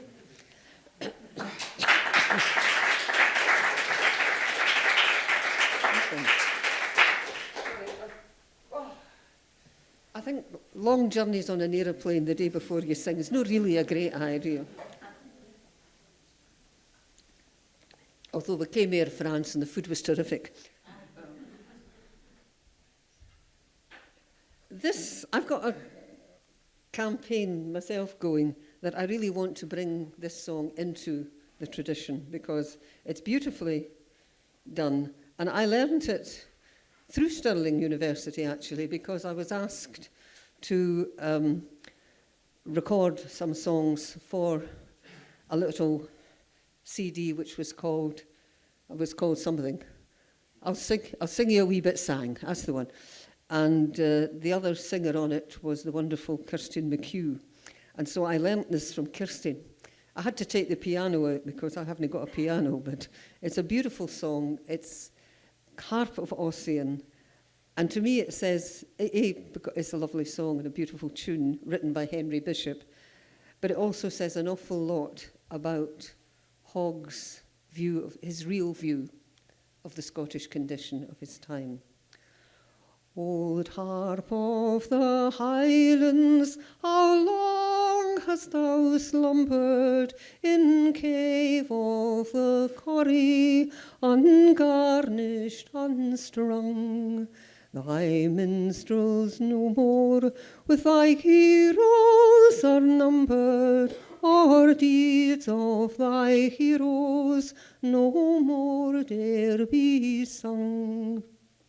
A seer late-haired from thy cavern ascending, a slow-sounding chime as of sorrow and dole, some spirit unseen on the relic ascending, thus sung the last strain of the warrior's soul. My country, farewell, for the days are expired on which I could hallow the deeds of the brave. Thy heroes have all to new honours expired. They fight, but they fight not for Scotia nor me. All lost is our sway, and the name of our nation is lost in the name of our old mortal foe. Then why should the lay of our last degradation be forced from the harp of old Ossian to flow? My country, farewell, for the murmurs of sorrow alone the dark mountains of Scotia become. Her sons condescend from new models to borrow, and voices of strangers prevail in the hum. Before the smooth face of our Saxon invaders is quenched the last light in the eye of the free, then oh, let me rest in the caves of my father, forgetful of them as forgetful of thee.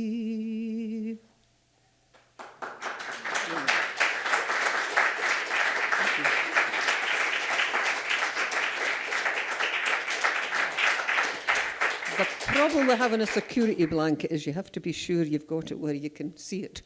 I used to get very uptight and very traditional and saying, you shouldn't have words in front of you. But Anna Domine has got the better of me, and now I do feel the need to have them. This song is actually a Burns song, but it's in the Jacobite Relics. And I'm not saying Valentina threatened me if I didn't sing it, but it would be, yeah, she did. So I'm singing it anyway. This has also got a chorus which goes, oh, for him back again, oh, for him back again. I would gie on a Caspy's land for Highland Harry back again.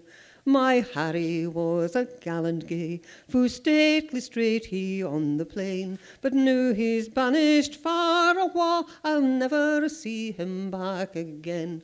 Oh, for him back again, oh, for him back again. I would gie on a Caspy's land for Highland Harry back again.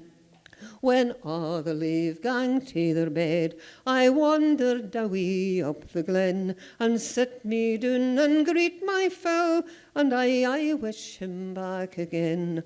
Oh, for him back again, oh, for him back again. I would gie on a Caspy's land for Highland Harry back again.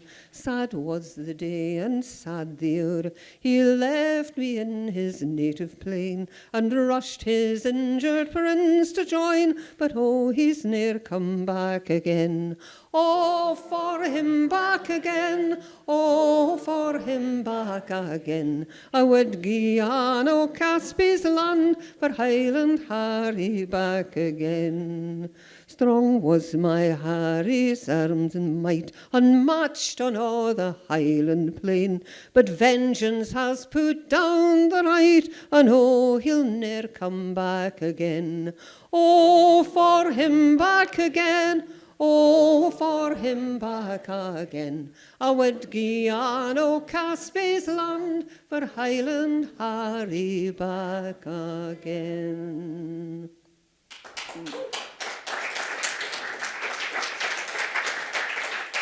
Yeah, the Scots are very good at being able to dance a chig to a song which is actually very sad. This has got a nice wee rhythm. There's been a couple of mentions this afternoon of The Witch of Fife, a great, actually I thought Billy was going to do it in its entirety. I was sorely disappointed that you weren't. But Hogg, although he's sort of slightly below the surface in Scotland, still actually occasionally pops up in an interesting way. And a goodly number of years ago now, he was young then, songwriter and singer called Ian McCalman, took The Witch of Fife and didn't actually set it to a tune, but he took the gist of it and made it into a wee song which goes, hooray, hooray, the jade's away like a rocket of air with her bandolay. I'm up in the air on my bonny grey mare, but I see her yet, I see her yet. I'll wring the skirts o' the gowden wain wi' carbon bit, and catch the bear by the frozen mane, and I see her yet, I see her yet. away, away over mountain and main, to sing at the morning's rosy yet, and water my mare in the fountain clear. But I see her yet, I see her yet, away the bonny witch o' Fife, on fount of air to heave and flit, and little reck thou of the poet's life. But he sees you yet, he sees you yet. Nice and short, right?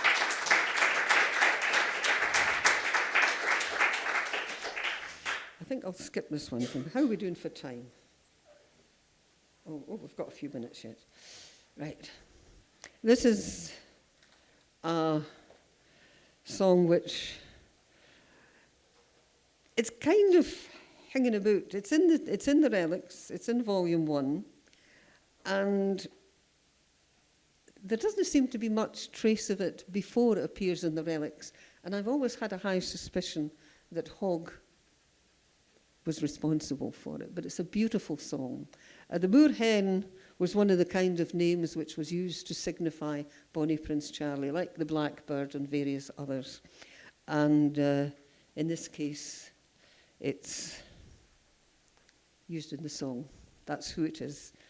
My bonny moor hen, my bonny moor hen, it's up in the grey hill and down in the glen. It's when you come back the hoose, when you come back, oh, drink a health to my bonny moor hen. My bonny moor hen has gone o'er the main, and it will be summer ere she comes again. But when she comes back again, some folk will ken. Oh, joy be with you, my bonny moor hen. My bonny moor hen has feathers anew. They are o' bright colours, but none of them's blue. She's red and she's white, and she's green and she's grey. My bonny moor hen, come hither away. Come o'er me Glendewey, and doon me Glenkey, and round me Kincleven, and hither to me. For Ronald and Donald are out in the fen to break the wing o' my bonny moor hen. My bonny moor hen has gone o'er the main, and it will be summer ere he comes again. But when he comes back again, some folk will ken. Oh, joy be with you, my bonny moor hen.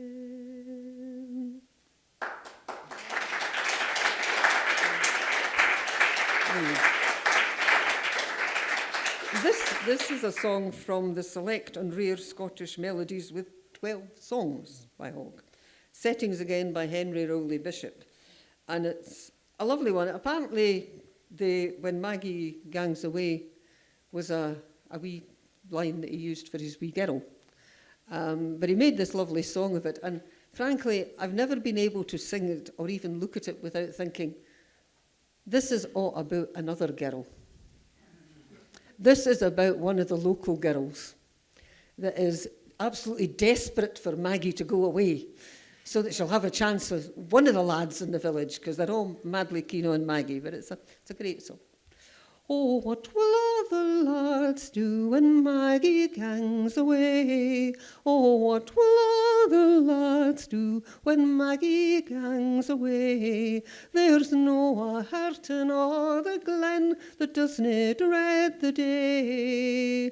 What will all the lads do when Maggie gangs away?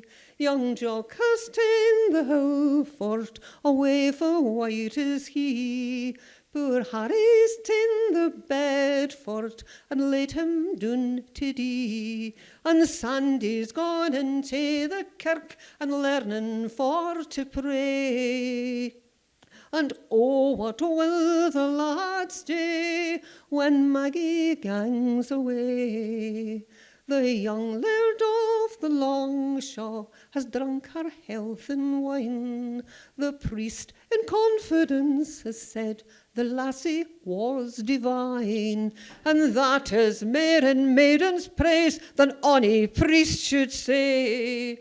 But oh, what will the lads do when Maggie gangs away? The wailing in our green glen, the day will quaver high. 'Twill draw the redbreast from the wood, the laverock from the sky. The fairies fain their beds o' dew will rise and join the lay. And hey, oh, what a day 'twill be when Maggie gangs away.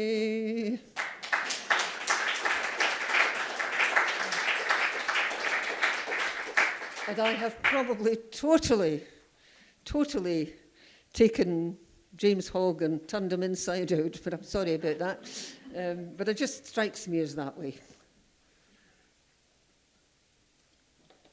This is a song which also I think was mentioned earlier on, and I will need this up here for that because there's a lot of words in it. It's called Donald MacDonald, and it's different from the Harp of Ossian, where Hogg was showing how deeply he regretted, and apparently, certainly that bit which he was criticised for about having been rude about Britain, but he wasn't actually Britain. He minded Scotland's name being into. He just didn't like it being confused with England. And I have to tell you, we still do not like being confused with England. I have nothing against my English neighbours, and I am prepared to pay them every compliment that they pay themselves, but I just never fancied being English. My name it is Donald MacDonald. I live in the Highlands sae grand. I'll follow my banner and will do wherever my Maker has land. When ranked among the blue bonnets, nae danger can fear me ava. I ken that my brethren around me are either to conquer or fa. Brogues and brochen and na, brochen and brogues and na, and isna the laddie we'll off has brogues and brochen and na. Short syne we were wonderful canty, our friends in our country to see. But since the proud consuls grew vanty, we'll meet him by land or by sea. Whenever a clan is disloyal, wherever our king has a foe, he'll quickly see Donald MacDonald with his Highlanders all in a row. Guns and pistols and all, pistols and guns and all, he'll quickly see Donald MacDonald with guns and pistols and all. What though we befriended young Charlie? To tell it I dinna think shame. Poor lad he came to us but barely, and reckoned our mountains his hame. It's true that our reason forbade us, but tenderness carried the day. Had Geordie come friendless among us, with him we'd have all gone away. Sword and buckler and all, buckler and sword and all, for George we'll encounter the devil with sword and buckler and all. And oh, I would eagerly press him the keys of the East to retain, for should he gie up the concession, we'll soon hae to force them again. Then yield up an inch wi' Dunconner, though it were my finishing blow. He I may depend on MacDonald, wi' his Highlanders all in a row. Knees and elbows and all, elbows and knees and all, depend upon Donald MacDonald, his knees and elbows and all. If Bonaparte landed Fort William, Old Europe nae longer shall grain. I laugh when I think how we'll gull him. We bullet, we steel and we stain. Where rocks on the Nevis and Garney will rattle him off a shore, or lull him asleep in a cairney, and sing him Loch Aber no more. Stains and bullets and bullets and stains and we'll finish the Corsican callant with stains and bullets and The Gordon is good in a hurry, and Campbell is steel to the bane, and Grant and Mackenzie and Murray, and Cameron will hurkle to nane. The Stuart is sturdy and wannel, and say is MacLeod and Mackay, and I, their good brother MacDonald, shall never be last in the fray. Brogues and brochen and brochen and brogues and and up with the bonny blue bonnet, the kilt and feather and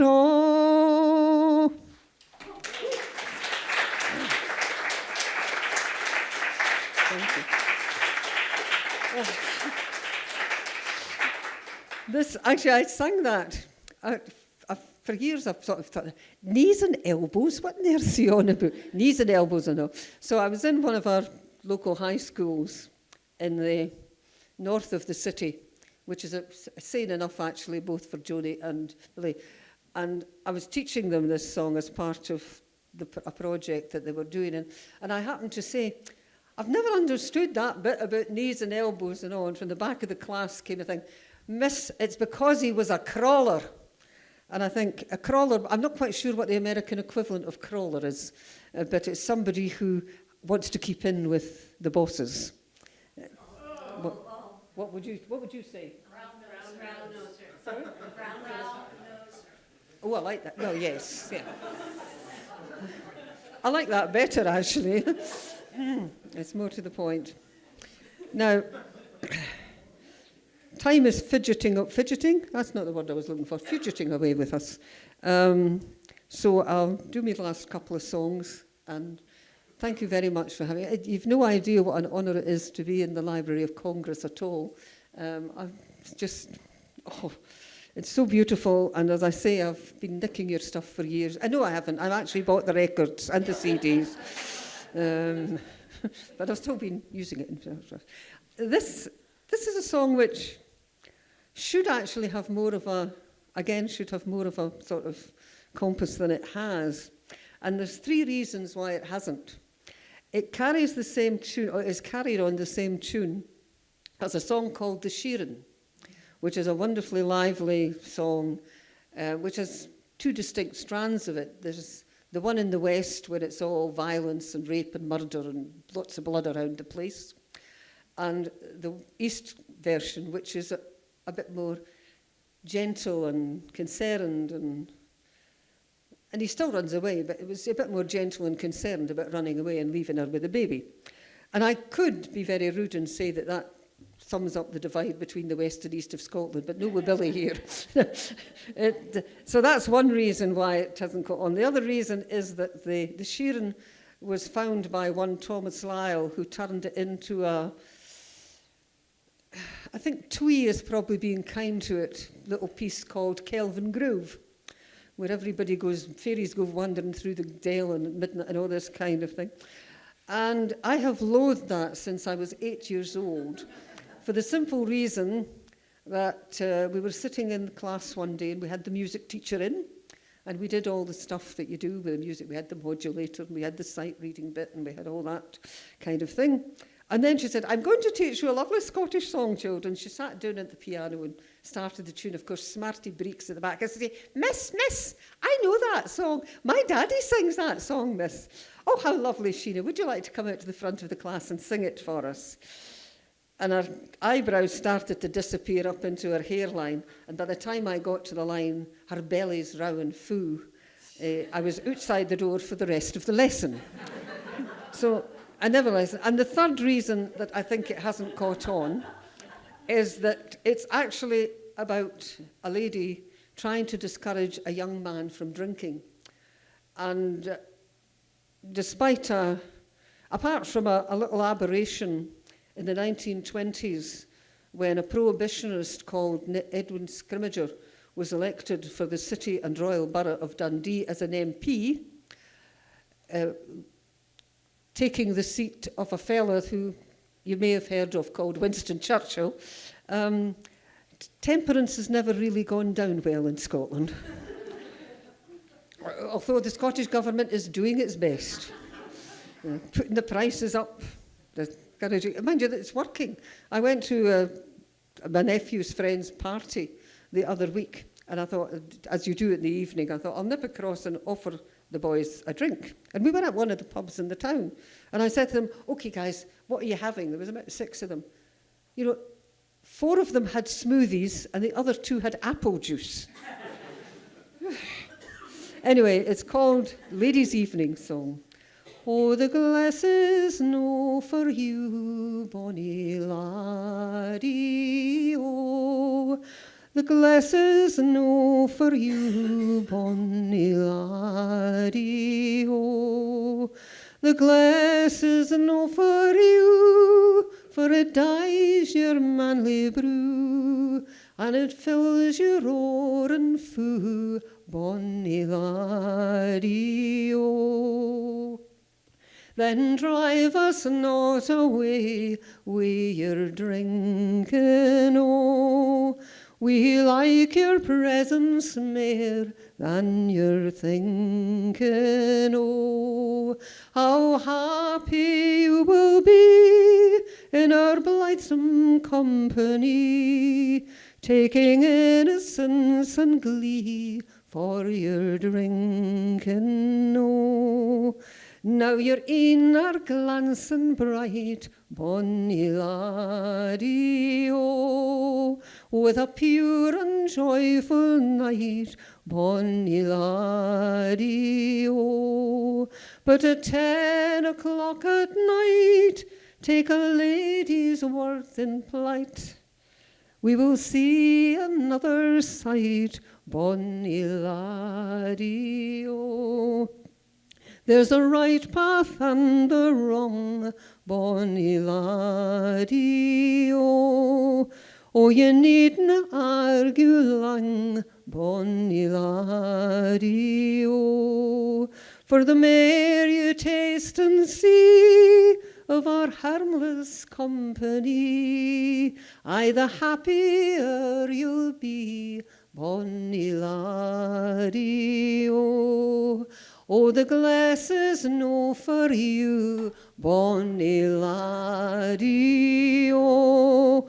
The glass is no for you, bonny laddie, oh. The glass is no for you, for it dyes your manly brew, and it fills your roaring foo, bonny laddie, oh.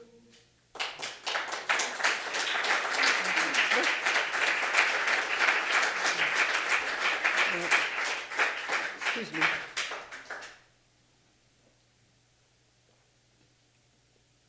That's very nice water. I hope that plastic's recyclable. I thought it would be. I'd like to pay a particular thank you now to Betsy Pearson and Nancy Gross for inviting us over here and arranging everything for us with the help of Stirling University, who have done a wonderful job. By the way, if you're wondering if I have all of the 30, or I'm attempting to have all of the 39 volumes of the Hogg collection from Stirling University, sadly no, because we've run out of wall space in my house, and the only books I get nowadays are on Kindle. So until it goes on Kindle, I suppose I could. The trouble with selling books is that you never actually want to sell any of them, because they're all good. I think this is the only thing. Would you 3 like to join me? Yes, you would. Could I ask you to welcome back Billy Kay, Adrian Hunter, and Valentina Bold. Right. Are you going to sing along with us? Okay, if I can mind the tune. All right, okay. The year is wearing to the wane, and day is fading west. torrent and the rain, and dark the clouds come down the shore.